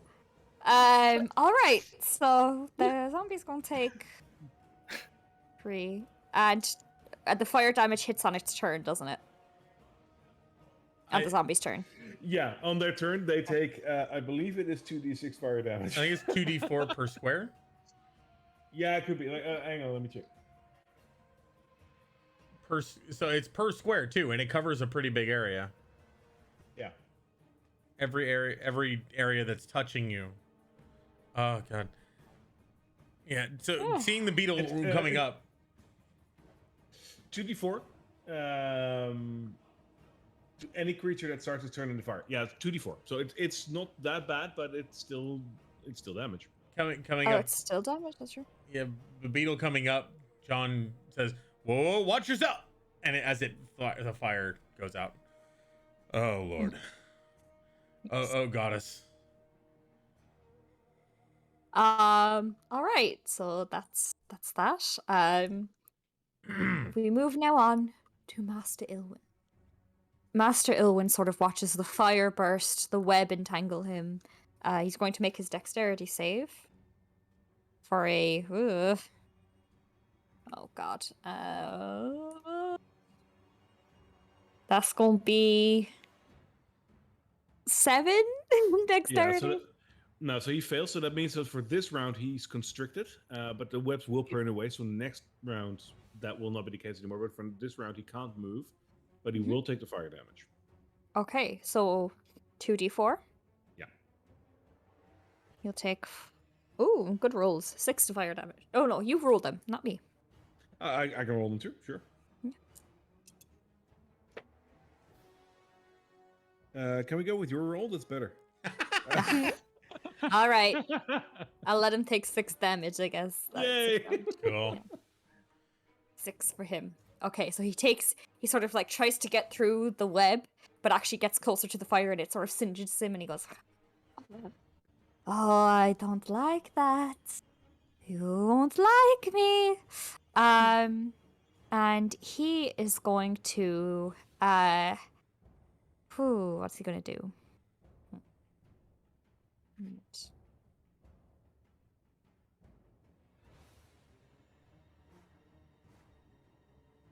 I like his spells that I have to just keep up manually, which is insane. Okay. Okay. He is going to go, "I didn't quite like that." And he's going to look up towards where he can just see the faintness of you. And he's going to try and cast Crown of Madness. So give me a wisdom saving throw. Who? You, Papa, sorry. Dr. Me? Papa. Oh, God. Baron von Dr. Papa. Wisdom saving throw.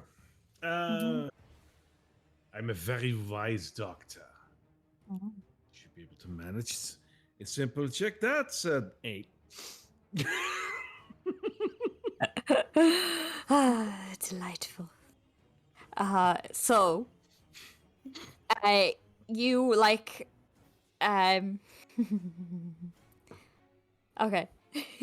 I'm so Yeah. excited.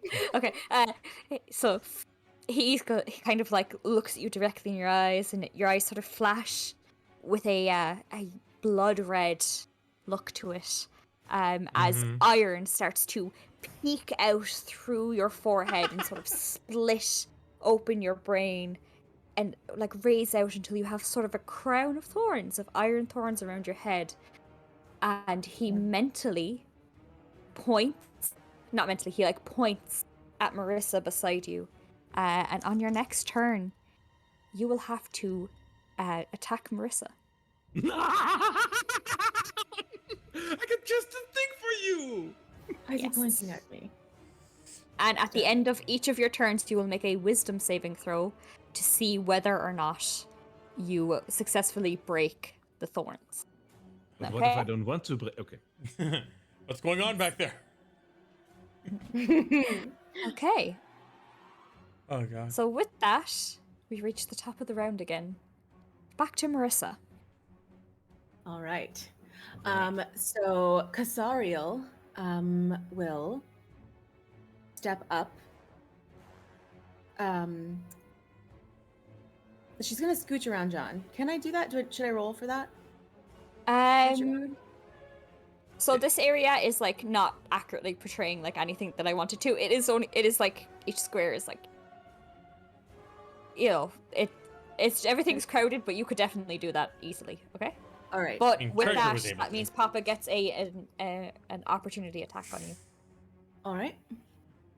A melee attack. Do I? Believe you do, because you're now As she said, you do. you are Do now. it. You might be right. the- Do it. back No, and you get should. yeah.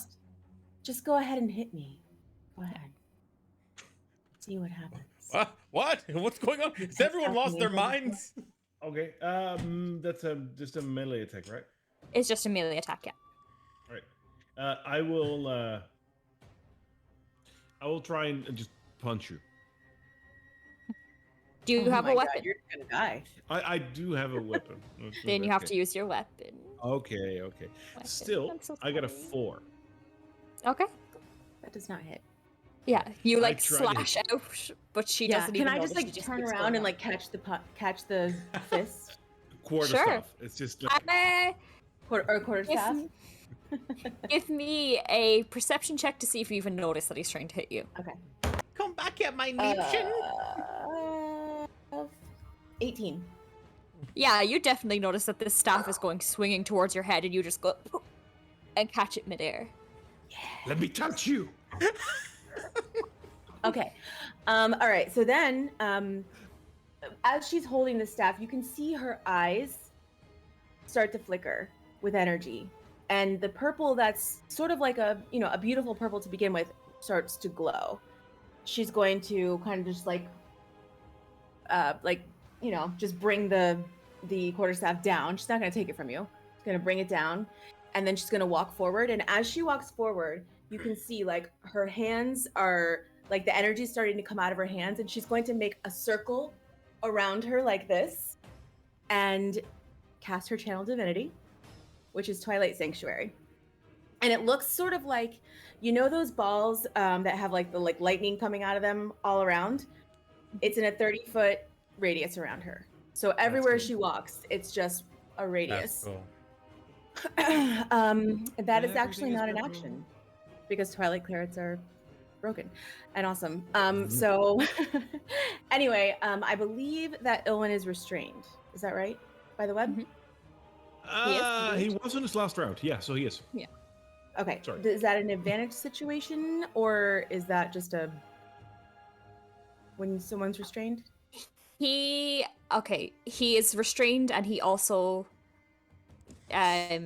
is distracted by the fact that he is now taking control over another person's mind. So I will say yes to advantage in this turn.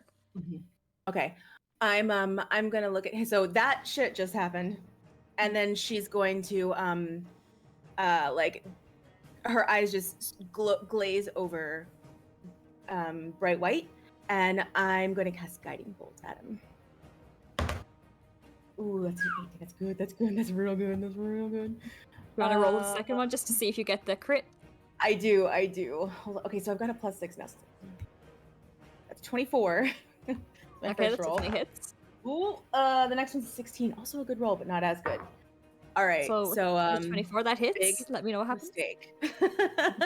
Okay, so now I have to roll damage. That's 4d6. Holy shit. Guiding bolt is All right, nothing to we be got- trifled with. 6, 7, 8, 9, 10, 11 points of damage. Nice. Hey, 11 points.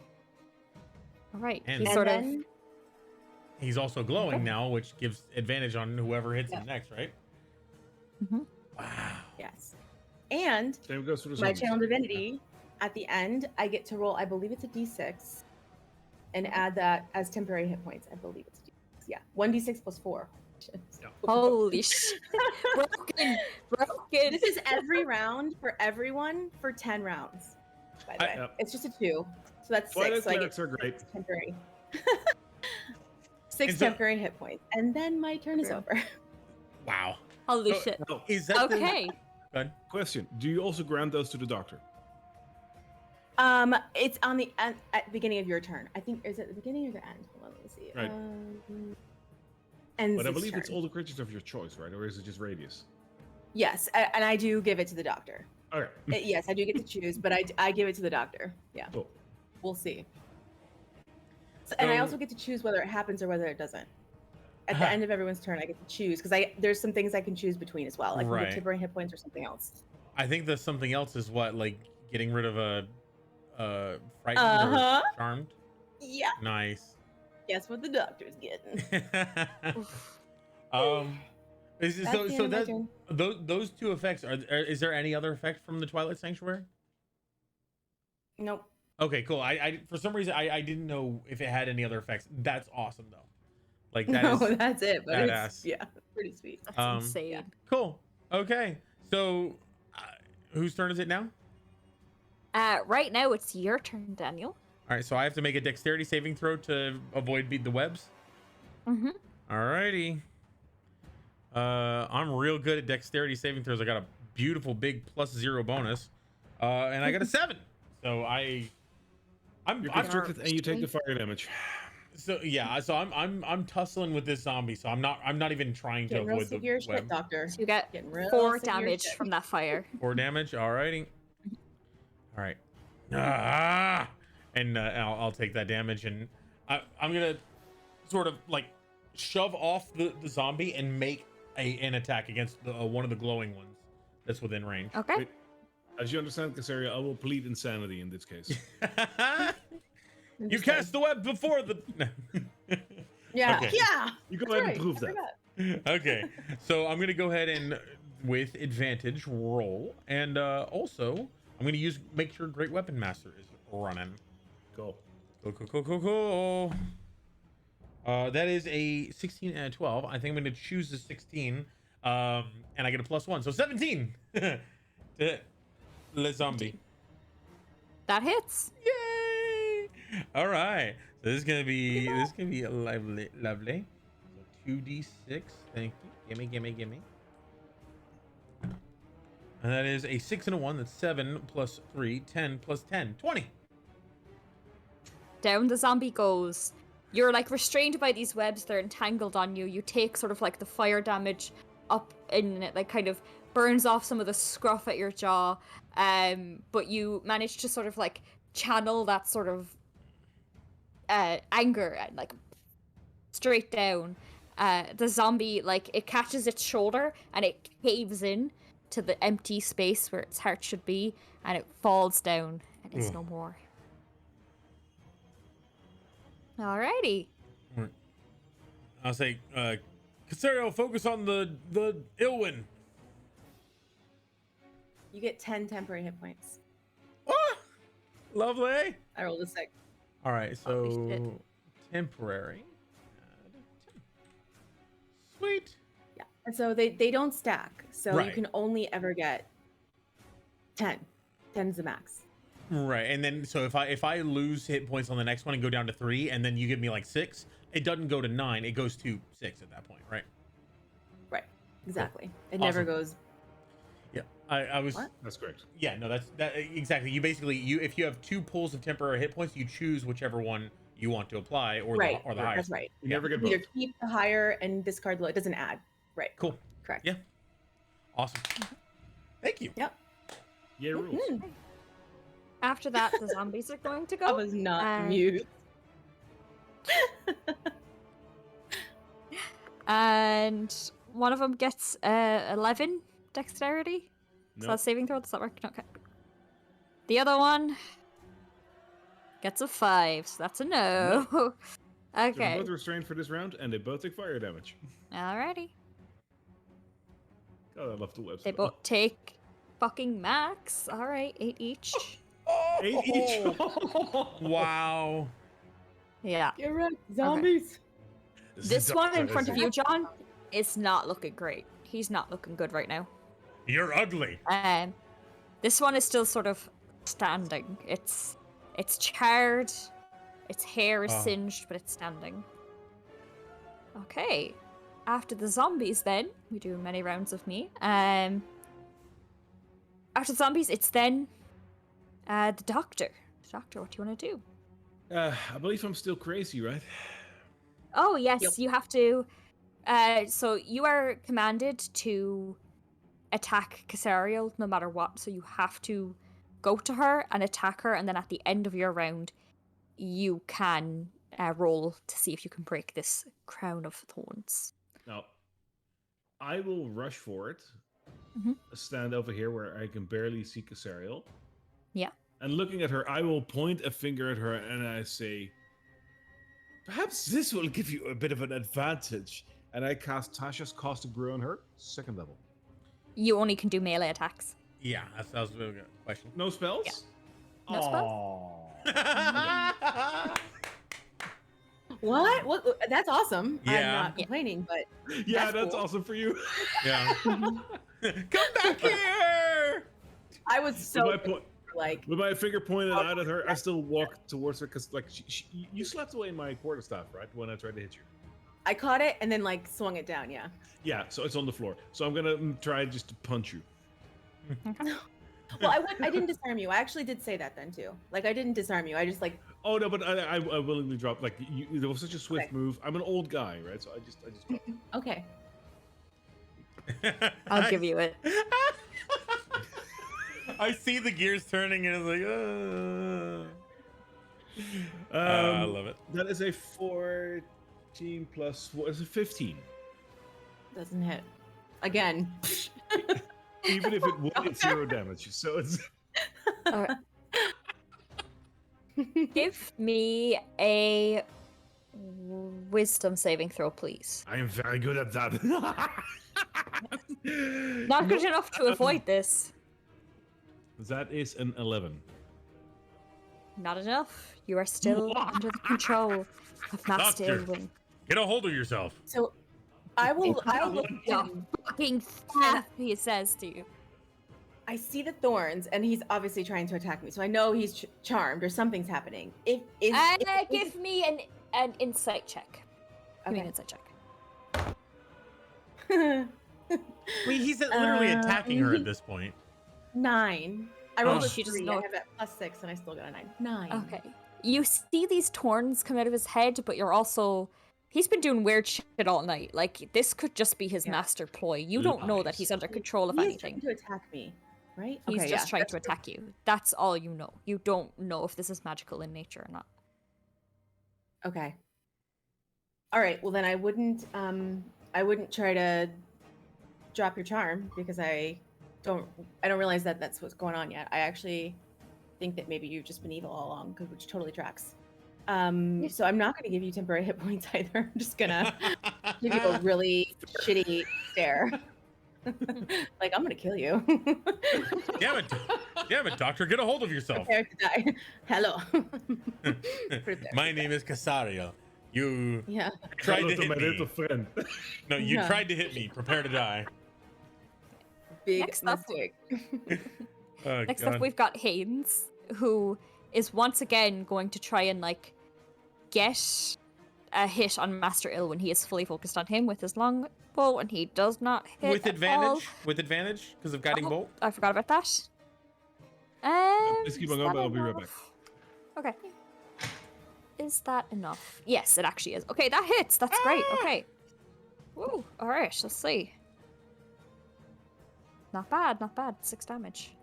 Okay.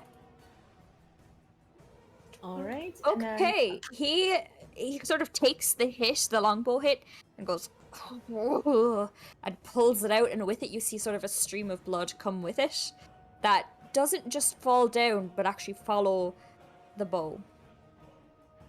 And that's what happens for that. Okay. A little bolt of lightning from my sphere is going to come out and hit Haynes, and it's going to give him 8 temporary hit points. Oh shit, that's real good. Okay. Yeah. See, I only rolled a 4, but I have a +4. It's so broken. and Broken. awesome. That's Love great. Twilight clerics. Okay. Love it. It's good to know. Mhm. All right. After Haynes, we have Treasure. Treasure, who I just fucking put out oil bear for myself. What the fuck is wrong with me? It's all good. It's all good. It's all good. Hey! And now Now a from a message word- from our sponsor. Yes. Does your undead steed continually lose traction because of the skin sloughing off the back? Well, try our Oh, new yes. Troll's Blood oil. Troll's blood oil. What's that? Troll's Blood oil will keep your undead Okay, steed okay. galloping faster than ever. Okay, I'm back. I'm good. Okay. We need to Anyways, have some of those queued up, like ready. Lovely, just send it around to me. Sorry. My little here, gremlin next- needed some attention. My little gremlin. Oh. My little gremlin. So Treasure sort of seeing that no one right now needs like Did assistance. the music stop? Oh, did it? Yes. Oh, it must have. Oh, yes, because I'm not sure very good with Ambiance. that. There we go. No worries at all. It was very hype. Damn it, Treasure. Keep the battle music going. I was hyped to that. Okay, and he starts actually like his like chest cavity starts booming out, sort of like bagpipes, a bagpipe sounding thing. It's like minor Like a illusion. jukebox. Yes. Boom, boom, boom. Now that you've given him a command, that's what he is going to do. He's going to stir. Oh, Boom, God. boom, boom. And that's going to be his turn. All right. Treasure will get six temporary hit points. You're 6 temporary points. Okay, cool. To a construct. Okay. Yeah. I was Boom. looking like, surely it's not just everything. It's everything in the radius, That rock gets temporary hit points. but not the doctor. Next up, we have Bob, who is going to and try and get behind this zombie and attack it, and will miss. And then it goes and starts going slowly towards this direction. Next up, we have Master Ilwyn. Who 10 temporary hit points for the bug. the bug? Do you want me to keep track of Alright. this? I'll do it. This is kind of annoying. We'll figure this out. for No, that. I have him keeping track. Don't worry. Got it. It's just for the bug is so funny to me. Strong bug. Okay. How many hit points does he have normally? Like, I usually like 4. He has 4, so now he's 14. Thank you. you know, I would say you probably can't have more than your minimum, so it'd be 4 max temporary hit points. But I don't know if that's rules You is more written. than triple his health. Holy shit. I know. I'm Yeah. feeling bad about this ability. So It's really funny. It's okay. That's great. Okay. It was like, why won't you die?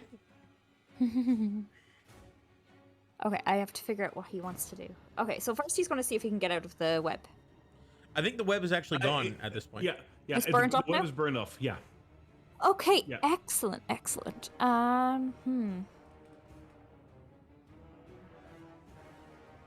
Let's see, what's he going to do?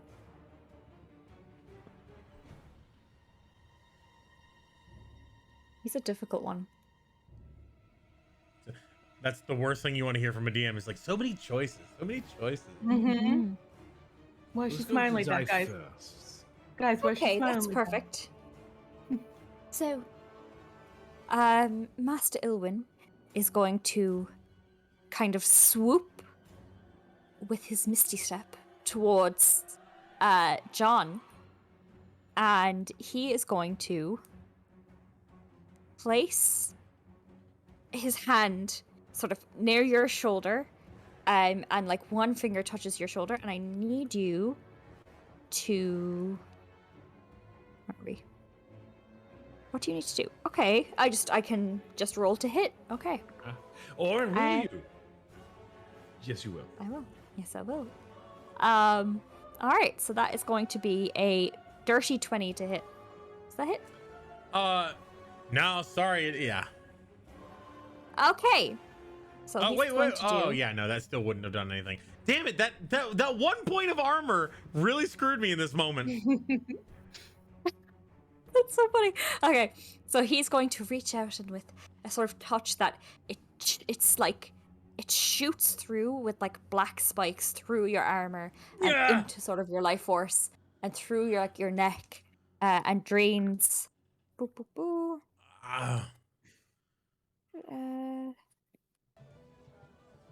Oh what? What? No, not cozy cavern music. Damn it, That's Treasure! so funny. Not the Damn time! it. Yeah, that's sorry. This is perfect music. Put it back on. Yeah. He's going to drain 8 hit points from you and take them for himself and regain them. That comes from the temporary hit points, right? I believe so. Okay, cool. Does. Just making sure I hit didn't. points go first. All right. Okay. John's just gonna glare at him. Lovely. Oh.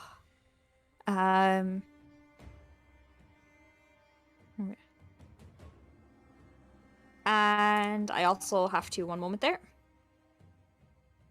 Okay. Okay. And with that, he's just going to sort of like reach further towards the altar, not getting out of John's range, sort of staying there, but reach further so that he's a little bit more centered. And you actually see he's getting closer and closer to where that light is shining down, and it's shining down a lot brighter now. All right.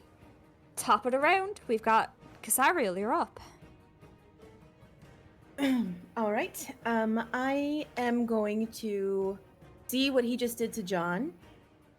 And I'm just going to. You can see that, like, typically she's got really alabaster, porcelain, beautiful skin, but suddenly you can kind of see the veins beneath her skin. They're purple at first, and then they're almost black. Like, it looks like something is going on that's not her typical MO. It's not this like radiant priestess energy. It's almost like something has kind of like overcome her. And she's just gonna walk right up to him and place her hand right in the center of his chest, and I'm gonna cast Inflict Wounds at 2nd level. Brutal. Let's see here.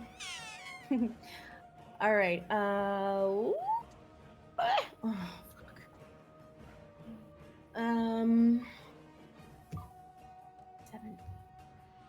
13. That hits. Oh, I was gonna say I was you gonna also. say +1. But Yeah. Okay. Cool. Okay. Nice. Is that right? 42. Yeah. Okay. Ooh. All right. I'm gonna have to. Oh, no, that's 4. Oof. Okay. This is a rough one. 16. 23 So points of excited for it. damage. Necrotic Brutal. damage. Okay. Aft. That is. Didn't think about that one. That makes sense. Okay. Okay. Yeah. Alrighty. And then I will. Oh, yeah. Then yeah, I'm gonna. So I moved here to touch him, and then I'm gonna take it. I'm gonna move over here. I'll take the attack. Okay. So with attack of opportunity, I believe that's only melee you can do with that, right? Unless you have Or no? Warcaster, yeah. Okay, yeah. So only melee. Yeah. So he's going to sort of as as you go past him, the dagger that he had, you see now in his hands that he had clearly previously used to, mayhaps, cause the zombies to be as they are. He reaches out to slash you with that. For a. Okay. 21 a hit. That hits. Wow. Okay. He's going to do 4 damage to you as it strikes out. Not a lot, but still a little slash to you. Yeah. Is she bleeding? Do you get temporary hit points from your own thing? I do. I gave it to myself already, but she just took half of it. Okay. I rolled a 4. Like I need to not do this too much, but this is just too perfect. I can just imagine her getting like that sort of like darkness falling over her and just walking up and be like, you seem to have taken some health from my friend. Allow me to take it back. And just like doing that and then getting I'm sorry. Yeah, I'm sorry. I feel like it's like she touches him and it's like she almost has to like pull herself away. And so that's why she kind of like spun away. Like, and then everything kind of goes back to normal. Why are our characters so much badasses? Like, oh god.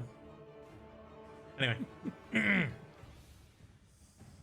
So you were asking something, Papa? Bleeding? Am I I was bleeding? just wondering if she was bleeding. Yeah. Yeah. Okay. Yeah. Mm-hmm. Melee Okay, attack. uh, But anyway. Anyway, so where are Next we at up, now? we have you. Okay. Anna. I took the fire damage, so I think the web is no longer Web an is- issue. Correct. Which of these zombies was lit up by fairy fire?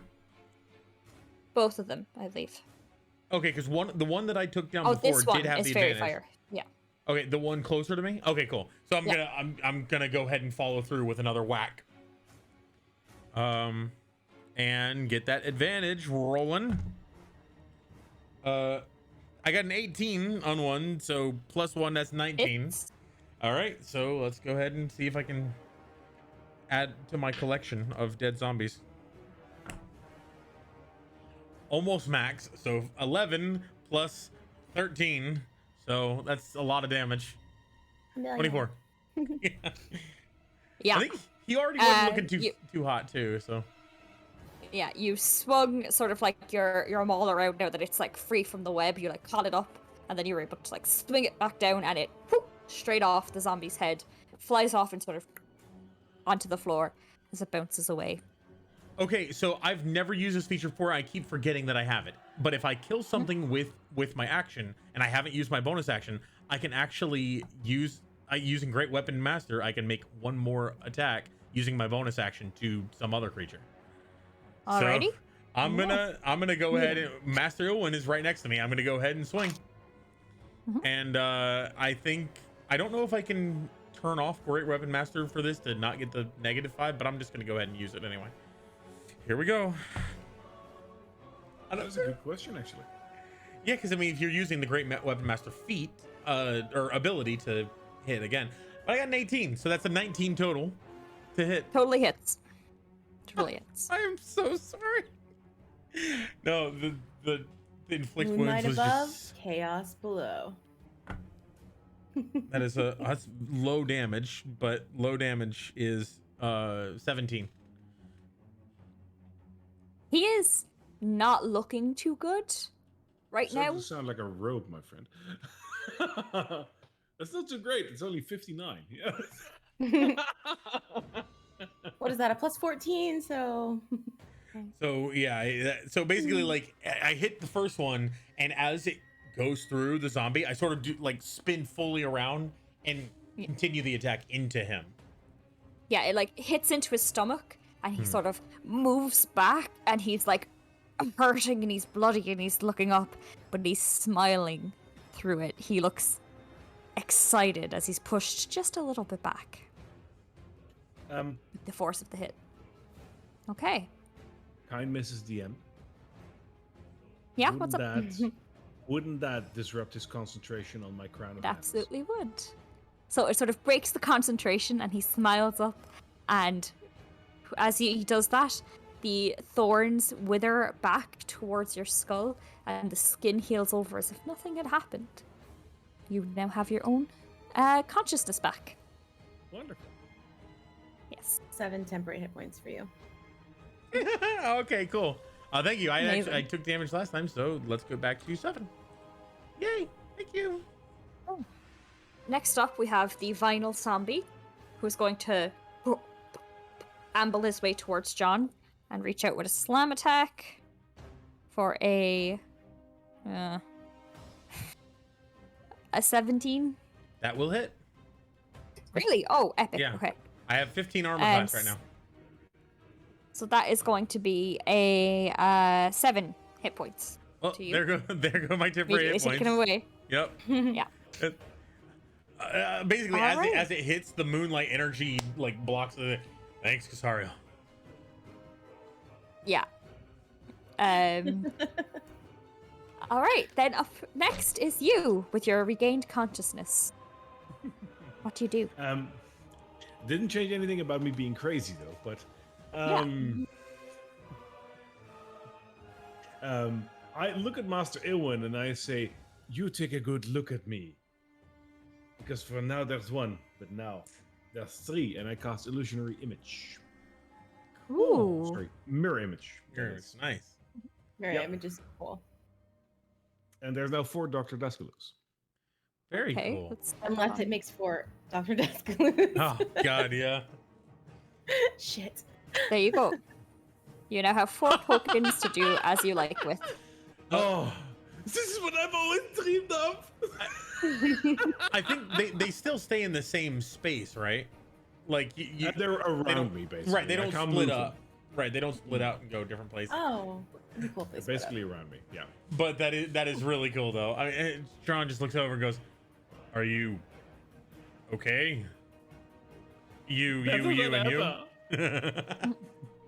They say like at the same time, all 4 of them. Oh my God, there's so many. And that will be it. Like I'm gonna stay exactly where I am right now. Okay. Next up is Haynes. So Haynes, once again, focused on Master Ilwyn. He's going to try to hit and fail spectacularly. And after that, he's just going to try to reload the crossbow, like getting more angry. And he's like, "You bastard! You took everything from me." Then we have Treasure, who goes, "Any song requests?" Just Which stay is out of basically his danger way of and saying, "What heal do you us." want me to do?" Right. Heal me. Heal you, okay? And he stumbles on over on his peg legs, reaches out, and is going to over there.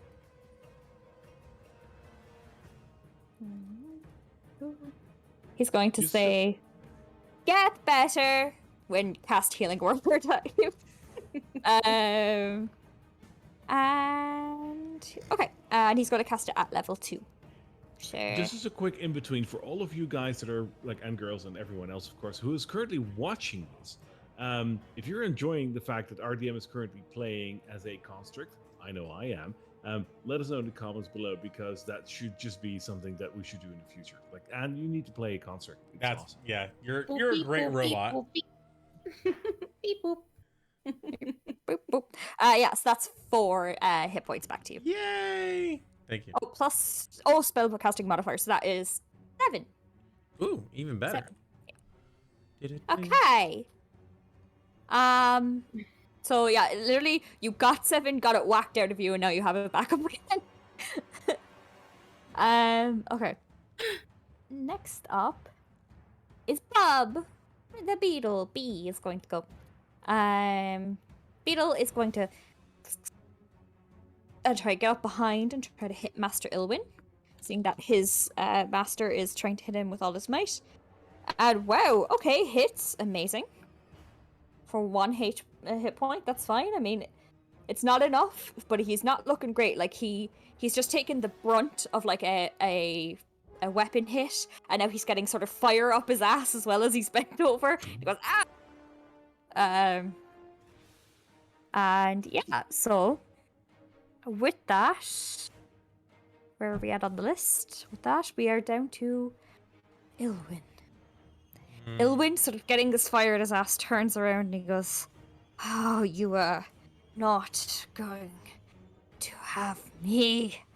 And he'll step into the moonlight, look up, and as this sort of like stream of abyssal like casts out through his mouth, you see sort of an image right next to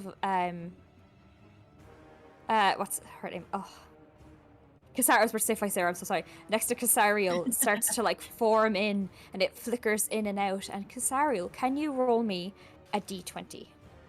Oh God. Certainly. This is Oh, what I think it is. woof.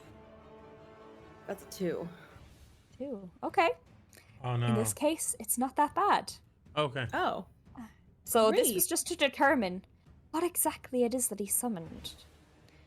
In Oh, front of okay. you, from the mass of boulders, it's sort of, one of the boulders starts to like shift and move and rock really heavily, and then it stands almost to its full height, a face appearing on it, arms sort of like crunching down on either side, legs shooting up from where it is underneath.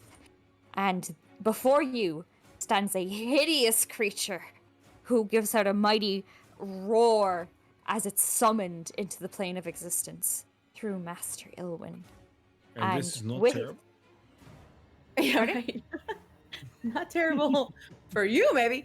Out of so, the choices you had, that's not that bad. Okay, good. I promise What you. can I understand what he said? I speak Abyssal. Yes, I so do too. what sort of comes out of his mouth is this stream of like, divine moon, give me power, give me everything, give me all of the power, save me. Like it's insane babbling. He's sort of chanting up to the sky, like begging for power, begging for strength, begging for something to arise, and what arises before you. Just at the end, in Abyssal, you can catch the words Gilded, and he rises before you. So yes, Okay. this creature is now going to roll his own initiative. No. And conveniently rolls just below Ilwyn. Just below Ilwyn, so he's up next. The creature summoned by Master Ilwyn will start looking around as it sort of shakes into existence. How big is it? It is... what's the size out there? If it is what I think it is, it's large, but It's a big old fucker. yeah. I'm I'm sorry, it Cassariel. doesn't... Yeah, it doesn't have the size up for it, but it's... I want to say medium. Like, to large. Medium to large, like that kind of size. If you are ground into a fleshy paste, I will scrape you off of the rocks. Yeah. I'm going to put You him will there. serve saloon again. He's double Cassariel size, that's what I'll say. Does that sound good? Mhm. Okay, cool.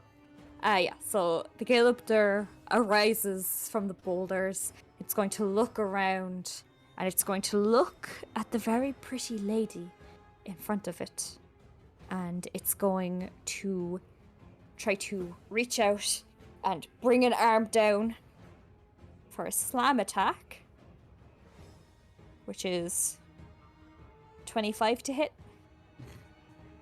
Ouch. Nope. And then it rolled really shitty on its fucking attack dice. That will be a total of 2 damage to you. Sorry. No. Oh, that didn't look that bad. That wasn't that bad. Oh, not bad, yeah. It sort of, it like hits you, but just one finger sort of claws at your cheek as it passes through. It wasn't a very strong hit. It's still only just after being revived, so it does that. And it lets out sort of a mighty roar. And First then attack begins to doesn't count. hurl in on itself again. And then we reach the top of the round. Cassariel, what will you do? Well, this changes things a bit. Good night, and I'm going to cast sleep on it. I think this is a big fucker. He's probably got a lot of hit points, so I'm gonna cast it at 2nd level. Sleep. That is 5, 6, 7, D8. Okay. I've only got 3, so we're gonna. Okay, that's 7, 8, 9, 10, 11. 17, 6, This makes math. Oh. 30. 30. Does he have more than 30 hit points? He does indeed. I think. So what does that mean? Okay, this spell sends creatures into a magical slumber. Roll blank dice. The total is how many hit points of creatures this spell can affect. Creatures within 20 feet of a point you choose within range are affected in ascending order of their current hit points. Starting with the creature that has the lowest hit points, there's only 2 of us over here. Mhm. Ooh, I love Is this. Ilwyn Where within did that you range? cast it? Yeah, I was gonna say, where did you cast it?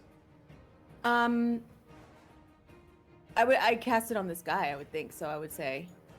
Then Ilwyn is still within range. Is he lower than 30? He currently is. Sleep. Oh, it didn't, that Okay. usually does something. That's strange. I'm not facing him, so I have no idea that happened back there. Okay, yes. So it like you hit it towards the creature, and the creature is like kind of like can sense that you're doing something to it. But in the background, Master Ilwyn starts to faintly fall into sleep. And does this affect everyone within a 20-foot radius? So it's starting with the creature with the lowest hit points. It takes But them is- out first. So it would take. I rolled 30. Is So however many hit points he has, subtract that from 30, and then we go on from there. It's like ascending order. Is it creatures you choose or everybody? You choose. It's is a it? choice based. Yeah. I actually Because don't know. otherwise you would affect your own party. That would be Yeah. great, but. Oh yeah, point that you choose. Okay. Yeah, so Okay. But is it point that you choose or creatures that you choose? No, it's a point that I choose. So I don't know if I can choose. Hold on, I'm just gonna read it. Undead and creatures yeah, immune the to being point charmed within aren't affected. Yeah. Right. it's just a point Um, you choose within range. It's not Yeah. specifically creatures. Then it's a DM's choice. Right. But Yeah, so then the question is, that's does it true. say affects creatures within that range, or does it mention that at all? It says starting with the creature with the lowest hit points. You take. So I rolled 30. So like, let's just say Ilwyn had 10 hit points. We subtract. So now we've got 20, and then the next lowest in the 20-foot radius, you'd have 20 hit points, and if they have less than 20 hit points, they also go down. I'd say it's enemies, Yeah. but it's DM discretion then. It Yeah, just says that's how it's creatures written. within 20 feet of that Yeah. point. Wow. So okay, so these are 10. We're saying these are 10-foot squares, which is what I was thinking, right? So 10, 20. So it would hit Ilwyn, but I don't think it would hit anybody else. 10, 20, 10. Yeah, the Oh, beetle. maybe it would hit treasure. And bug and bee. But 'cause constructs, bee would have moved. constructs and undead are not affected. Oh Yeah, yeah, that's so true. bee would definitely be hit then. No, okay. it's undead and creatures immune. I'm sorry, I do want to be fair about this. Undead and creatures immune to being charmed. Doesn't say constructs. Maybe it's constructs too. I don't know. Oh, I thought it said Yeah, the construct can't be charmed and neither can bee. So okay. Cool. All right. Master Ilwyn falls into a slumber, but the It rock works is out. alive and awake apparently and quite it angry, and it's also affects curled into a ball. yourself. Huh? Does it? Never mind. I'm not gonna. Never mind. That can't be right. Is it? Oh, we Some- can discuss this later. We can discuss this It later. doesn't, Yeah. it doesn't rule against it. It's it That would be a doesn't- dumb spell if it put you to sleep. If you're within range. It's like if you dropped a If you're not fireball on within range, yourself. it's good. If you dropped You a still fireball have on yourself. movement. If you want to Oh. say you move out of range, I will say you move out of range. Okay. All right, You- so I think I would know that. Yeah. But, you know, Yeah, no, Cassariel's I done have this more than before. 30 points anyway, so We're it going to wouldn't affect flavor it me.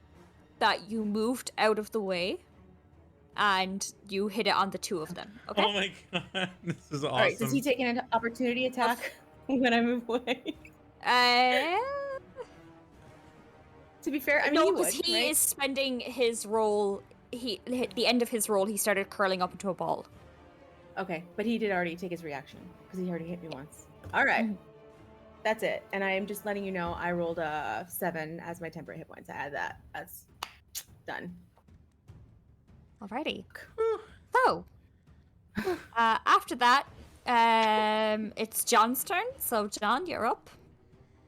All right. So Master Elwyn is asleep right now, right? He's fast asleep. Good. Okay. So against a sleeping creature, do I have any form of advantage, or how does that work? Oh yeah, Like- you definitely. It would be Okay. like if falling prone. All right. So I'm just gonna step forward and try to put him into the final sleep. What? Okay. What are Alrighty.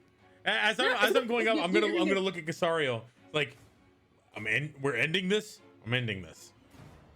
And Okay, go and for it. like it's gonna be too late, but I'm no. Okay. Too late though. All right, here we go. I got a total of 13 to hit. That hits. Okay. So how'd you do it? Well, Oh. I don't know how much. Like, I know he's damaged or whatever. I've hit him once. I'm dumping a divine smite on this as well. No. No. Just, I'm going to tell you right now, save it. Okay. 1 hit point. Okay. Oh, You can wow, roll okay. 1 Real hit bad. point. Okay. Well, so he's gonna kind of golf stroke because he's also gonna hit the zombie behind. He's gonna try to hit the zombie behind him too. Okay. Using my bonus action with Great Weapon Master. So it kind of just goes through where his head was and is no longer there, and up into the zombie. I'm gonna make an attack against the zombie without advantage. You don't have to, because as Master Ilwin's head sort of bounces and rolls to the floor, the zombie drops just like that. As its animate dead sort of falls away, and it just sort of drops to the floor, and Master Ilwin is also no more. But the rock creature remains, curiously. So seeing that, after sort of spinning and whiffing through the zombie where it was a second ago and noticing it's clumped on the ground, John's gonna move forward and get within like 30 feet of the, or 20 feet of the thing. Okay. All right, back up, Alrighty, treasure. is that Back away from this. Yeah, and that's my turn. Okay, so my zombies are gone. So next up, and so is Master Ilwin. 8 temp HP. Oh, how much? 8? 8. Sweet. Thank you. Next up, we have Haynes. So Haynes sort of watches Master Ilwin fall to the floor, his head roll off, and he says, "It's over. It's finally over." And he sort of slumps back against the wall and slumps down. And Haynes is going to just sort of remove himself from combat now. Okay. He won't be able to do much more after this. Stay out of danger, Haynes. So he's actually going to move back in here, and he's just going to take a moment to have a panic attack. Canonically, that's what happens. Okay. And that's what happens. He sort of moves through the visage of the doctor, and it's like, this fucking day's been terrible. This fucking week's been terrible. I should have never invented those flasks. Guys Yeah. eating blood and eyeballs and shit. Fuck this place. Yeah. He's going to do that. Oh, there. Let me just check to see if B notices he's gone. B doesn't. B's going to continue fighting with you. All right. Next up is the doctor. The images converge on one spot and then spread out again. Nobody knows which one is the real doctor. Exciting. However, all of them make a magical attack against the stone creature, casting Tasha's Caustic Brew, and only one of them might potentially hit. I need a dexterity saving throw for that. Okay. Natural 20. That does beat it. It splatters against the cavern wall. Alrighty. Well, at least we got the monsters like natural 20 out of the way. Okay. Next up is the bug. No, Treasure's next. So Treasure's going to go, "What can I do? Would you like different music or healing? Or a dance? Attack. Sometimes Halia makes me dance." Okay. And he's looking specifically at John now, because John's been the one giving him commands. So we can't order it to attack. Was that not one of the options? You can Okay, if you would I'm gonna- like. I'm gonna say, stand back, treasure. Go see if Haynes is all right. Okay. And he's going to out to Haynes, and he's like, "Don't have a panic attack. This is not the worst thing I've seen. And it's not the worst thing you've seen today." Oh my And god. that's Can going to Carla be... please have an automaton? Please. Can some of her equipment just talk to her? That's all I need. Like some of her equipment. She has an He is at some unseen point. servant that she's going to be talking to quite a bit. Perfect. That's love what it. it's going to Yep. be. Okay. That'll do. All right. Next up is Bug, who's going to skitter like up towards the little boulder, except it's not little, and try to hit it, and just not. It's just gonna breathe a bit of fire at the boulder, and the boulder's just going to take it with like a it just flickers off. Alrighty. And now we enter the boulder's turn. So the boulder rolled up into a ball, and moves very quickly towards John. And I need you to make a 16 strength, not 16, strength saving throw. Now you know the DC, so go on. Alrighty. John. All right, strength. Okay. All right.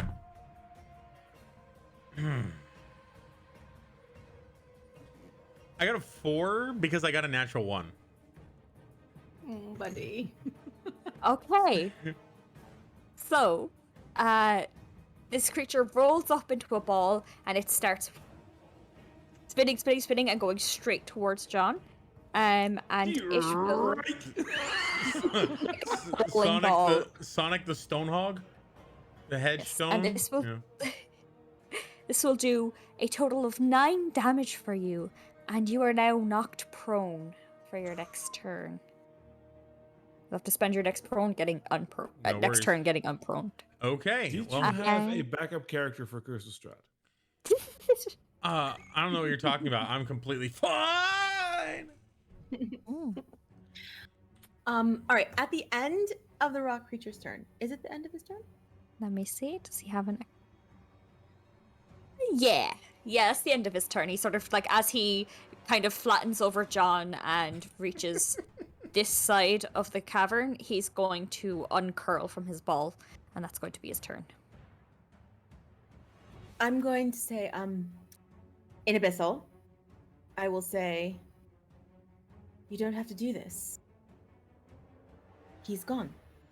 And I will use my channel divinity to try to drop the charm, if there is one on him.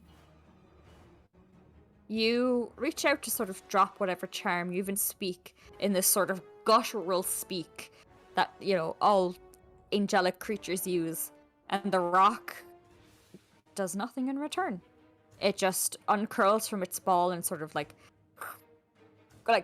grinding of its insides sort of make a noise forward, but nothing changes. Nothing gets dropped. This creature was summoned into existence and is just working on instinct, is what you're gathering. Got it. Has anyone actually damaged this creature yet? No. I cast a spell on it that does not work on creatures of his kind at all. Whoops. Huh? Put some guy behind me to sleep. Almost put myself to sleep. So that was Hilarious. That was awesome. Wouldn't that be funny if I was like, eat this, psh, and then just like, Yeah. Out he goes. Alrighty. oh, man. Okay. Next up is John. So I believe we're prone. You have to roll something to make sure that you're no longer prone. Okay. Not there. Check. However, you skipped to me. Yeah, I was gonna say. Oh, did I? Oh, I'm so sorry. I thought that I didn't. Oh, but so you still have No, more. this Okay, is my- go on ahead. I'm still getting up. That's one. Okay. I am going to. I'm gonna hold my hands up to the moonlight that's coming through, and you can see I'm going to try to widen it, and it widens into a circular beam of moonlight. And I'm gonna throw it and toss it over at the rock creature, so it's just gonna be a pillar over the rock creature. Doesn't do anything yet, but it's he's basically wreathed in a pillar of moonlight. Hey. Exciting. Is that all? Wait, when that creature enters the spell's area for the first time, or on a turn, right? Yeah, so it's not until his turn. That's it. Okay. Yeah. Alrighty. So I looked up prone for you, and you can spend your action to get up, or you can crawl and make a disadvantaged attack roll against the creature. With prone, I think you can get up from prone using half your movement, right? Oh, okay. Yeah, then never mind. Yep. Oh, yeah, I see it now. Okay, yeah, you can get up from that using half your movement, and if you want to attack, you have disadvantage. If That's how it after I works. get up? After I get up? Yeah. Wait, I thought I had disadvantage if I was prone. I have disadvantage on attacks. But once I stand up, I'm not prone anymore, right? This stands on here by end. Okay, ends the condition. Yeah, okay, go on. Sorry. Oh, yeah, I'm reading, but also not well. No, it's all good. It's all good. Yeah. Cool. So yeah, John basically like shakes his head and stands up and goes, if this were a sillier campaign, he's like, did somebody get the number of that rock that anyway. So he's just gonna like D6 psychic damage. no, it didn't happen. He doesn't actually say it because he's not silly. He's serious. He's seriously pissed. He just got rolled over. So he's gonna turn around and just follow through and just try to slam into this with all his might. Okay. And actually, hang on. Damn it, that's an action. Okay, yeah. So he's just gonna hit it as hard as he can, and he's gonna get a 9. So he's not gonna hit it as hard Overall? yeah, that's because I'm using my Great Weapon Master, which it would have been a 14. But so Maybe start thinking about divine smites more often. That's what I'm going to say. Well, plus 10 is great Weapon Master. Okay, yeah, you're right. All right, so I'm gonna totally miss. Rania talks. Yeah. And I'm gonna take I'm gonna kind of sidle around it 15 feet because that's all I have left, and try to sort of impose myself between the doctor and it to make sure that it can't. It wants to focus on me. Alrighty. So then we will reach down into the doctor's turn. The doctor. One of them casts Tasha's Caustic Brew. Okay. I need a dexterity saving throw on this monstrous beast. Alrighty. Natural 1. The dice taketh and the dice giveth away. They sure do. You are covered in something very horrible, even worse so than me tasting blood. Can you imagine that? And you take 2d4 acid damage, which at the moment is 6 in total. Okay. It's chipping away. So you see this acid sort of coats the creature, and it fizzles and it sort of lets out a at being hurt. All right. That ends your go, or do you have anything more you want to do? No, I'm fine here. Fine now. Okay. Next up is Bub, who's gonna skitter closer to this little creature, except it's not a little creature, as I've said before. And now. Okay, so it's going to go, Bob. Is going to deal a nice total of 8 damage to it, which is not bad. Not bad at all. It's not bad. It's the first damage this thing has taken. No, the caustic brew also. Oh, gave damage, right. so- Yeah. It literally just happened. It literally just happened. I also did things. Why you only skip me? Yeah. So in this, I imagine the acid sort of sprays out over it and in the caustic brew, and then fucking Bug comes in and lights that bitch up, just all over a flaming ball of rock, as it just and on its turn, it's now entering its turn. So Marissa, you put something on it. Yes, a Constitution saving throw, please. No bother. That's going to be a 10. All right. It fails. So it takes 2d10 radiant damage. This is like, it says it's searing pain. So I imagine that it just kind of like flares, and then he's like on radiant fire for a few moments. That's shit. That's, oh no, sorry, no, yeah, that's shit. 4 damage. Okay. And is it a shape changer? Would it be considered a shape changer? I mean, it changes into a ball. Shape changer here meaning like a specific type of creature, like vampire or werewolf or something like that. Oh, no. Like a lycanthropy. Yeah. Yeah. All right, so then that's it. Just 4.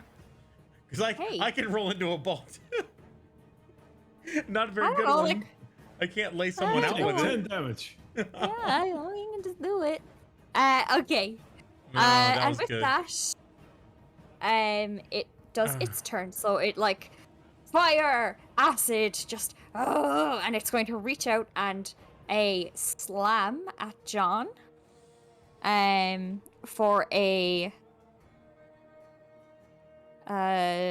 what's that? That's 18. Okay, for a dirty 20. Yeah, that 18 higher than 80 has got me. Okay. And that is going to be a 7 damage. At the end of my last term, did I get any temporary hit points? Am I in range? You didn't I? That's 7. Okay. Yeah. Oh no, wait. I don't know if you are. 10, 20. You're not. Okay, so yeah, it didn't count. So 7 damage, you said? Mhm. I almost said Carla. Yeah. All right. No, I'm not talking British, love. Okay. So, with that, top of the round, we got Marissa. Me again? Okay. So every time when it starts. Oh. Yeah. I'm actually just gonna. I'm keeping that moonbeam up. Okay. I think I can also. Okay, hold on. Sorry. This is a. I think, is Moonbeam On a each of bonus your action to turns, keep it up? after you cast the spell, you can use your action to move the beam up to 60 feet. All right, so I'm not going to move it. Mhm. So I'm going to cast Moonbolt at it. Alrighty. Cool. And that is all shit roll. 4 plus 6, 7, 8, 9, 10. 10? Nope, does not hit. Okay. Great. That's it for me. Okay. Oh, no, actually, that's not true. I'm going to move a little closer. So All right. that I can get John in that. Thank you.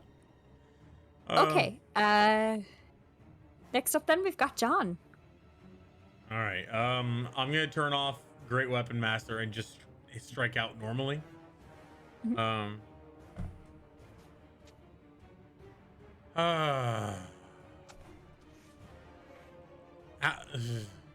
Yeah, that definitely didn't hit. I got a 5 plus 5 plus 1, so I got a total of 11.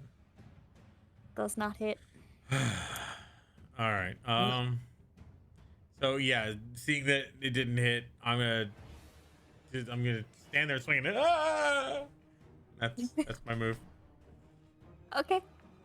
No channel divinity, no nothing.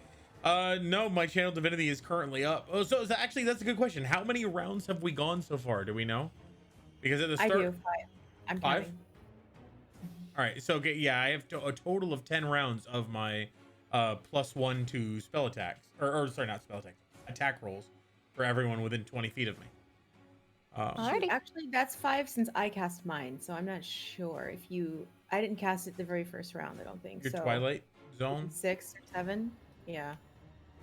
Yeah. So if it's like 7 or so, then I basically got 3 more rounds of this bonus. Okay. So also, Doctor, I think you also get the +1 bonus. But just keep that in mind. Apparently, yeah. 9 temporary hit points. Thank you. Okay. I think I'm gonna need it. So with that, then we'll move on to the doctor. Doctor. The doctor, in quadruple, raises one hand, raises the other, and punches it. Bang. Toll the dead. Oh, a great. We would have to It's come not up with a sound wise. effect that we make for him every time he does that.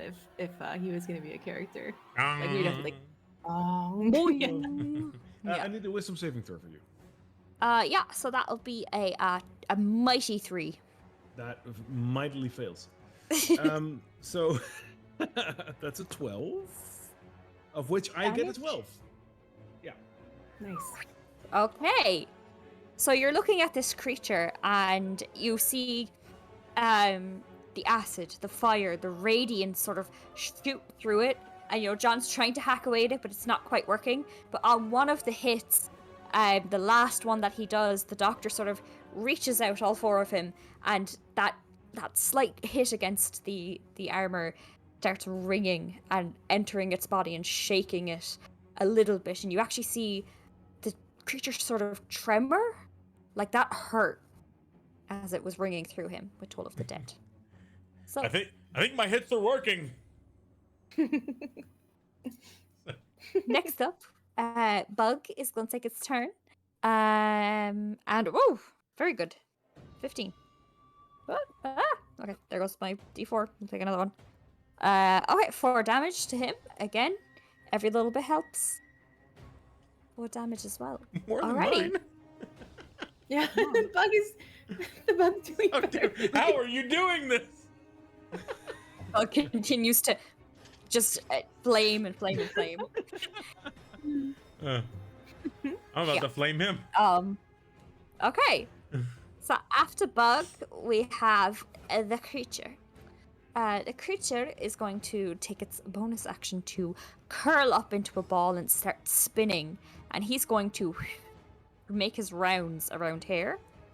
So I need John to give me a dexterity saving throw as well as the doctor. I mean, I'm really good at that. Before you do that, you moved out of range of John. Does he get an opportunity attack? He does. Thank you. I knew I liked you, And Dr. also- Dascalu. The flames again at the beginning of its turn, and it takes 7 points of damage. Okay. Their cracks are starting to show in the ball as it is crawling through these people. So first we'll get the dexterity saving throws, so we'll get those out of the way. All right, and also my opportunity attack, I got a 12 to hit. So I doubt that did anything. And that doesn't hit. Oh, okay. I have an 18. Okay, you save. John? I'm mighty at dexterity, so I got a mighty 11. You don't. You Yeah. don't. So John, you're going to take 13 points of I just keep damage. getting bowled over by this thing. And you're also prone. It's not Um, your fight, buddy, it's okay. As for you, Dr. Dascalu, you take 6 points of damage, I believe. Yeah, The image 6. cracks. We're leaving just 3 of us. And you are not knocked prone. No. Oh, You can so- knock the image pro, but it's also cracked and dead. So yeah. So he rolls through and he takes out one of your images, and then he has to take his next bonus action to form up. So yeah, that's it for him and his movement and his attack. So, top of the round, Cassariel, what would you like to do? kill it, maybe. Hey, yep. Yeah. I'm going to move here.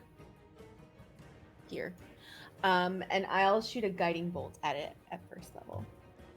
With +1 on your attack. Yeah. Don't fuck me. Fuck. I know I'm way late with this, 12. but you also need to take 2d4 acid damage on your turn because you're still covered in cautious cost of brew. Very good. Roll that for me. Sorry, That cautious I brew. totally. Yeah. I forgot to. Good, Um, good catch. Not that it's going to make too much of a difference, but it's 2 damage. It might just, considering what Marissa might roll. I have yet to damage this thing.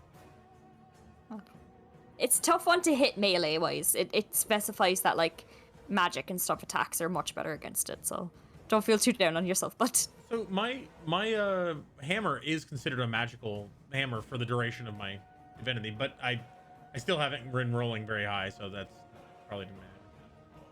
do it. So Marissa, where are we at the guiding bolt? With the guiding bolt. Sorry. Sorry, I'm just drawing this cylinder here so everybody knows not to go in there. Yeah, no, I rolled a 12. Well, that doesn't hit.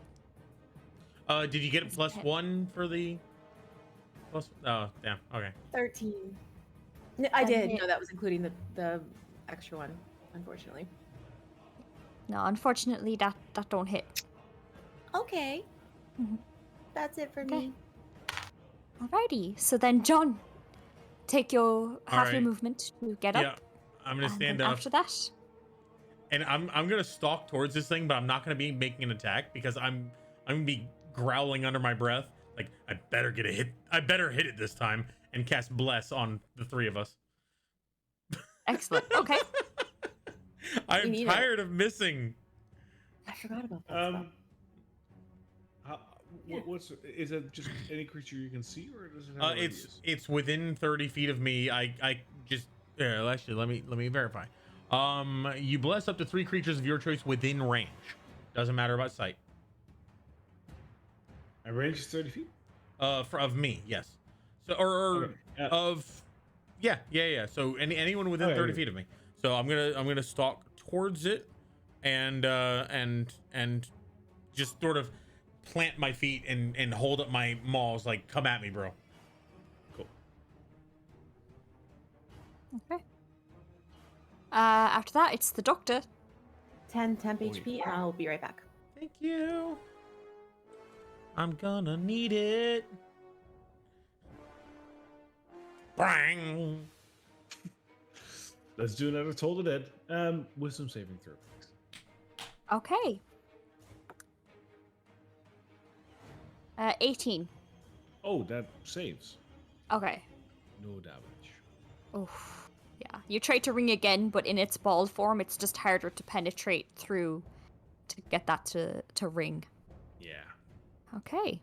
Then we have the bug who's gonna get up here and is going to attack and it's going to miss because it's trying to like scuttle up onto the table, so like it blows at it, but again the ball form is just a little harder to penetrate. Alrighty, so then it will be the creature's turn. The creature is going to rise up from his ball form and he's going to look at the bug that's been causing a significant amount of damage to it and attempt to whack it away against a wall. And with a natural 1, fucking does it. Oh. This bug is so fucking lucky. The bug is just a little bit too small, so it's like, "Arrgh!" and it like slams down and breaks the altar. Body parts. Yeah. I love, Breaks like, the altar in front of it, Oh, and no. the bug sort of scurries away over like this direction. I was thinking it's gonna be like one of those things where you hit it and the bug like sort of crawls out and it's now on the back of his hand. Like, Oh, yeah, like climbing up its arm and like over to the other side and like actually skids up to the wall. And it goes. Yeah. oh god. Alrighty. Now we have Marissa up on deck. Did the doctor just go? Yeah, I missed. So add 9 a D4. points to you. Wait, what? 9 temporary hit points for you, Doc. Right. Dank. So for your attack, if you're doing an attack roll, you're getting a +1 from my channel divinity, which I think is probably ending this round, and a plus D4 from bless. Okay. Yeah, I'm gonna try to guide and bolt him again. Mhm. Okay, so let's make so 8, 4, 10, 11 plus 6, 17, That hits. 18 plus the 1. Yeah. Yay! Finally. Hits. Had I rolled an 8. Rolled an 8. Well, I rolled an 8, but I have plus 6, plus 3, plus 1. Oh, okay. Yeah. Oh, you were So saying not that for a- damage. I was like, what? So yeah, roll your damage. So that's 18. 46. Oh, that's good. That's good. That's good. 22. Wow. Tell me how it goes down. Yes. So I missed what the doctor just did, but I feel like I want to like have it be like a 1, 2, 3 punch from all of us. So what did the doctor just do? I totally missed. Told the dead. Yeah, shit. They told it. All right, I'll take all the glory. Okay, so guiding bolt. Again, I'm kind of I like in slow motion, right? The cinematic slow motion. I kind of look up to the moonlight that I just see there, and I touch my necklace, and I just say, need I need you, mother. I need you. And then there's like a little bit of extra something in my guiding bolt. Like there's almost 2 guiding bolts, and psh, psh. It I think it sets him on like this radiant fire, and then he just starts to crumble. Amazing. So the radiant fire catches with the guiding bolt, it sparks through and sort of like winds its way into all the cracks that have just formed on its skin, on its rocky skin, and it bursts open and it falls down and crumbles into nothingness. And combat is over. Congratulations! Woo! Uh, Um, there- At the end of combat, the doctor would like to come forward to Master. What is his name again? Ilwyn. There we go. I want to take his big toe. Okay, you lop it off with ease. We had a really good moment just then, and if you could just wait 10 minutes to be creepy, that would be awesome. Which one is the real you, by the way, Doctor? Oh, it's the one that's standing here. This one is now standing next to John. Okay. I'm going to remove the other doctors then. Yep. How do I erase that? Oh, no. There we go. Okay. Okay.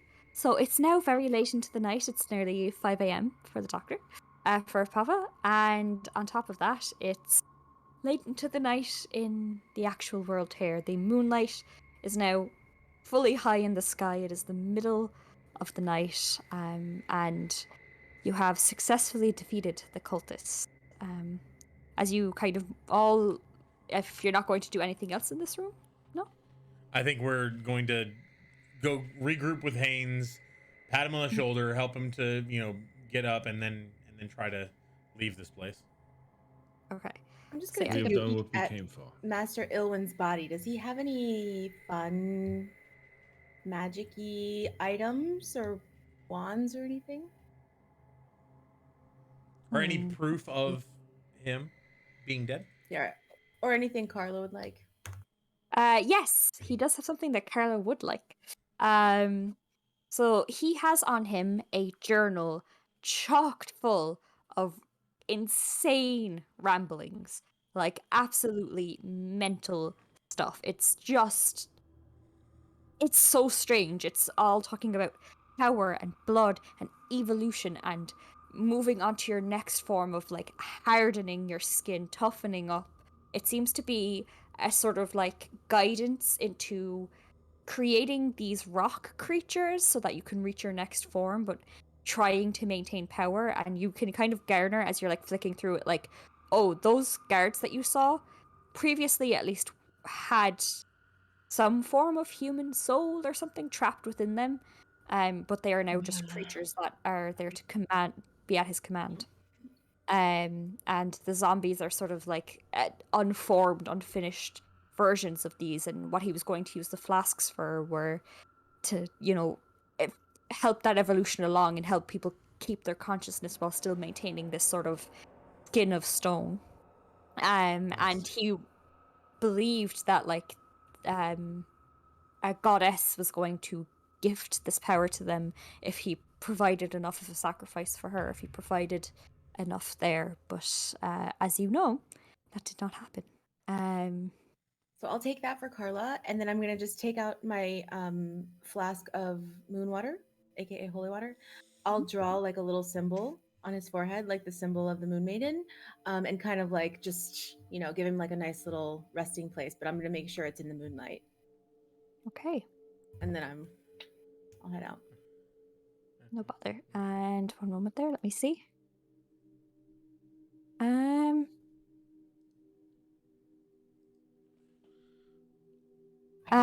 Give me a investigation check as well, because you're also looking for something interesting, right? Yeah. That kind of. That's an 8. Oh, investigation. Hold on, let me add 10 plus. Do I still have bless up? Maybe 10. Okay. With a 10. What will I give you? What will I give you? This is something you can either bring into the next campaign or not, I guess. Oh yeah. I'm all ears. Is it a pearl of power, perhaps, or a parapet of wound A potion? necklace of fireballs with 9 beads attached.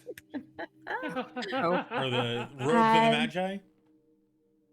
It is a Oh, key shit. charm. It's a key Oh, no. charm. Key charm. Oh. So, if you cast Alarm, Arcane Lock, or the Glyph of Warding spell, you can actually tie it to this key that seems to be on him. Whether that is interesting to us or not, probably not, but it's there. That's what you find. And I did this on a random generated thing, so I'm not doing this Nice. specifically to get into the campaign. Yeah. I'll Okay. take it, but I'll give it up to our arcane research department so they can use it appropriately. No bother. So that is what you find on him. And for the sake of Papa getting some sleep tonight, I'm going to say you explore through the rest of the caverns, you chip away at this wall and get some really interesting like goblets, and there's some treasure maps there as well that are not that legible anymore that they've been in like a wall, but if you set them to be researched as well, you could probably garner maybe some location of some really interesting treasures just off the coast.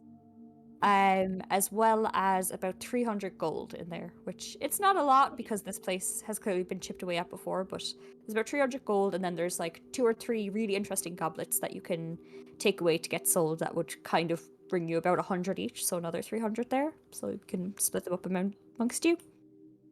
And I'm going to say that you kind of search through this area as well. And as you were sort of searching through, you saw very little. You see like a crumbled dust of where a guard probably used to stand here.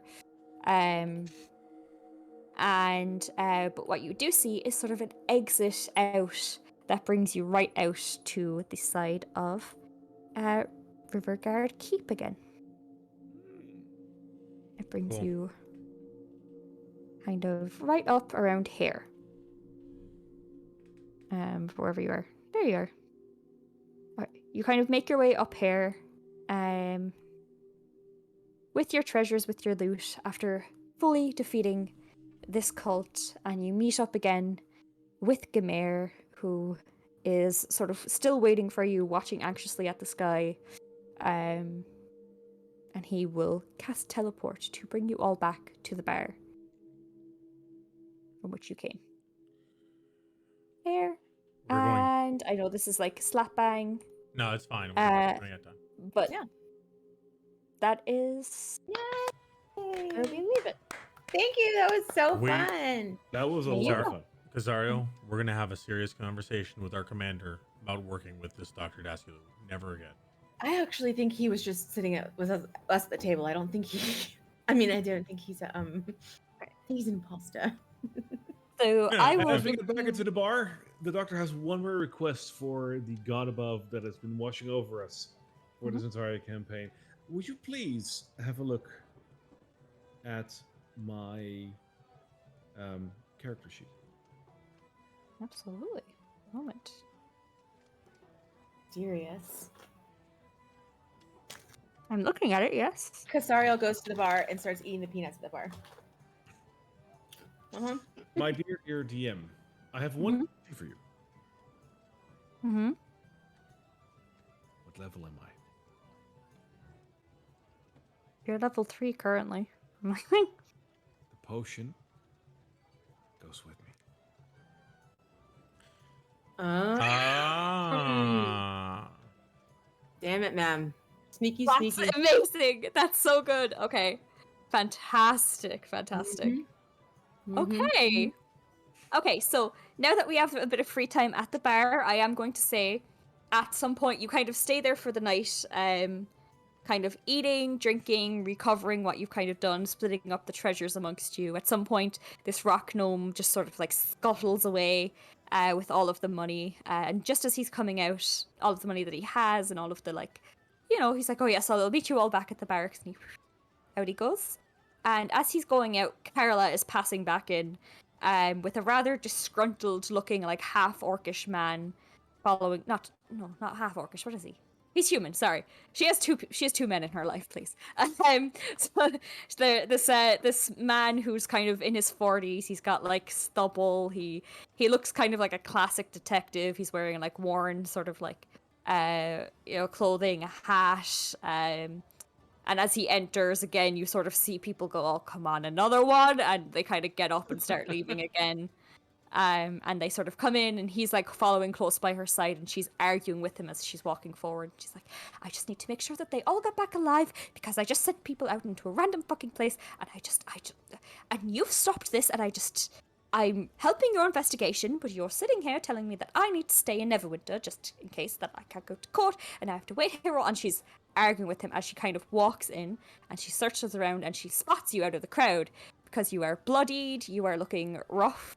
Looking in pretty bad shape. So if there's anything you would like to say to Carla, because she has promised you a meeting, an exclusive meeting if you'd like. If you just want to give her the things that you found, that is also perfectly acceptable, but that is the end of the adventure. Past that, you now have her kind of in place there. She is with someone. Gamere kind of like is waiting for her as well to kind of confirm everything. So yeah, that's it. John's just Nice. gonna say, he's gonna lean down real close and go, "You're trouble, and I'm gonna keep my eye on you." Another one. She kind of looks up to the man beside her, who kind of like chuckles, and he's like, "Yeah, she's trouble. She's a lot of trouble." And sort of like pats her head, and then she sort of like bats his hand away, like, "I hate when people do that. Just because I'm small doesn't. I'm 103 years old. I'm older than all of you. I don't like feel respected as you all look down on me as you do." And she starts sort of like trying to clamber up onto a seat just so she could be the same height as you guys. Yeah. But the deed is done. The deed is done, yes. I'm gonna need to fix my armor, but yes, Cassariel. Yeah. It was interesting what we did. Yeah. Oh, I found this. You'd probably like it, and I'll hand the book. She takes the book and like starts immediately like flicking through it just at like a rapid speed as she sort of like takes in the information. Oh, God. I mean, it's an interesting concept. I mean, turning people into rocks, but it's not very, I was hoping know it was what? more like raising the dead, creating like, I thought it would be a bit more paranormal. Oh well. Yeah, we've The been readers through will kind like of a this lot one. tonight, so now we're just drinking. That's all we're doing now. You know. Okay. Oh well, I mean, I suppose the drinks are on me, and she like fiddles around in her pocket, and she produces like a hefty bag of gold, and she puts it down. She's like, "Oh, drinks on me. Thank you very much for doing my job. Doing my job for my readers are not going to get very good like detailed descriptions of how this keep looked now because of you." And the detective is just like, yeah, okay. And he kind of leans down and he's like, would you two be okay coming in for a report after this? I mean, there was a whole missing persons case happening. By the way, at this point, Haynes had already kind of just fucking booked it out of there with his beetle. Yeah. Someone else has Would you already two booked be it okay out. coming in for a report? I've just And got so my. have I just other look at people. him over the mug of ale. Doctor, do you have anything to add to the conversation? Doctor? Doctor? I think the The doctor has some research to perform. doctor is no longer with us. Oh, the small man. He's Hey, Did he at any point stop behaving strangely around dead people? at every point, actually. Oh, there's been a series of grave robbing happening recently, and we've had a little bit of sightings of a man who's quite small, and he sort of fit the description, just small and smelly, and yeah, it's probably him.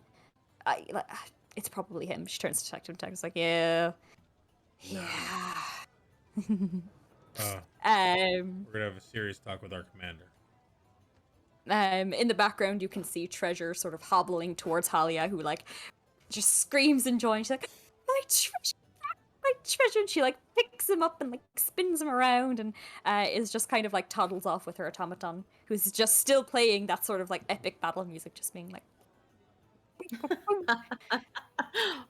I've done many musics. I helped out a lot. I've done She's many like, you've music helped so today. much. Um, you should have God. seen Mistress Carla's disguise. You were very convincing as the rock person. Yes. Yeah. So, okay. I'll say the night winds down. Carla pays for a couple more of your drinks. Starts grilling you for sort of details, as well as the detective. So she'll be grilling you for stuff, being like, okay, and how many zombies were there, and did they look particularly fleshy, and like, was there possibility? Did you see maybe even a ghost? And all that kind of stuff. She starts like asking questions about that. Meanwhile, the detective is jotting in about like, okay, and what specifically was the name of this person, and do you know if we could contact them again? Like, just kind of this back and forth of like the crazy and the rational, getting the account for you. And at the end of the night, she's just like, and I owe you a meeting, a personal meeting, and you've done such an amazing job. I mean, you have all the time in the world with me, even if your mother is just after running off to a brothel somewhere. But that's usually the case. I've been looking into a lot of different people, and a lot of times it's just someone ran off to have an affair, just so you don't get your hopes up. If you knew her mother, you would know that's not the case. Something. Oh, I'm just not interested in brothels. I mean, there's lovely beaches as well. No? I'm just gonna keep drinking, and I'm just gonna look at her over the rim of my thing again. I'm sure we're gonna be seeing more of you. What? Sorry. Okay, I'll be nicer tomorrow about this, or whenever you need me. And she's going to scribble down sort of like her name and then also the address of her like apartment in Neverwinter. And she's like, I'm here most days unless I'm not. So just pop by and we'll have a meeting and we'll see what we can do. I'm quite good at what I do, I promise, when I'm not being dragged away. And yeah, if there's nothing else, that's it. There you go. That's the night you met Carla. That's officially our backstory. She called my mom a hooker, basically? Did she just call her? No, Or she's found a way to find hookers. Yeah, You don't know. a brothel that's patron. different. Yeah. Yeah. That was such an interesting and cool and well played one shot. Yeah. So for those of you in the future, including future Drunky, we at this point we don't know what's going on with Dascalu. So I'm very interested to see what's going to happen with that. There's nothing wrong with me. Dascalu, doctor. He's somewhere around here. That's incorrect. There's a lot going on with you. Yeah. All right. That's incorrect. Thank you all so much for watching. We hope that you have enjoyed our little prequel, part 2, and hoping that you're enjoying our Gilded Flask Curse of Strahd campaign. You better. Well, That's a threat. we'll see you all in the future. I need a mug. Bye.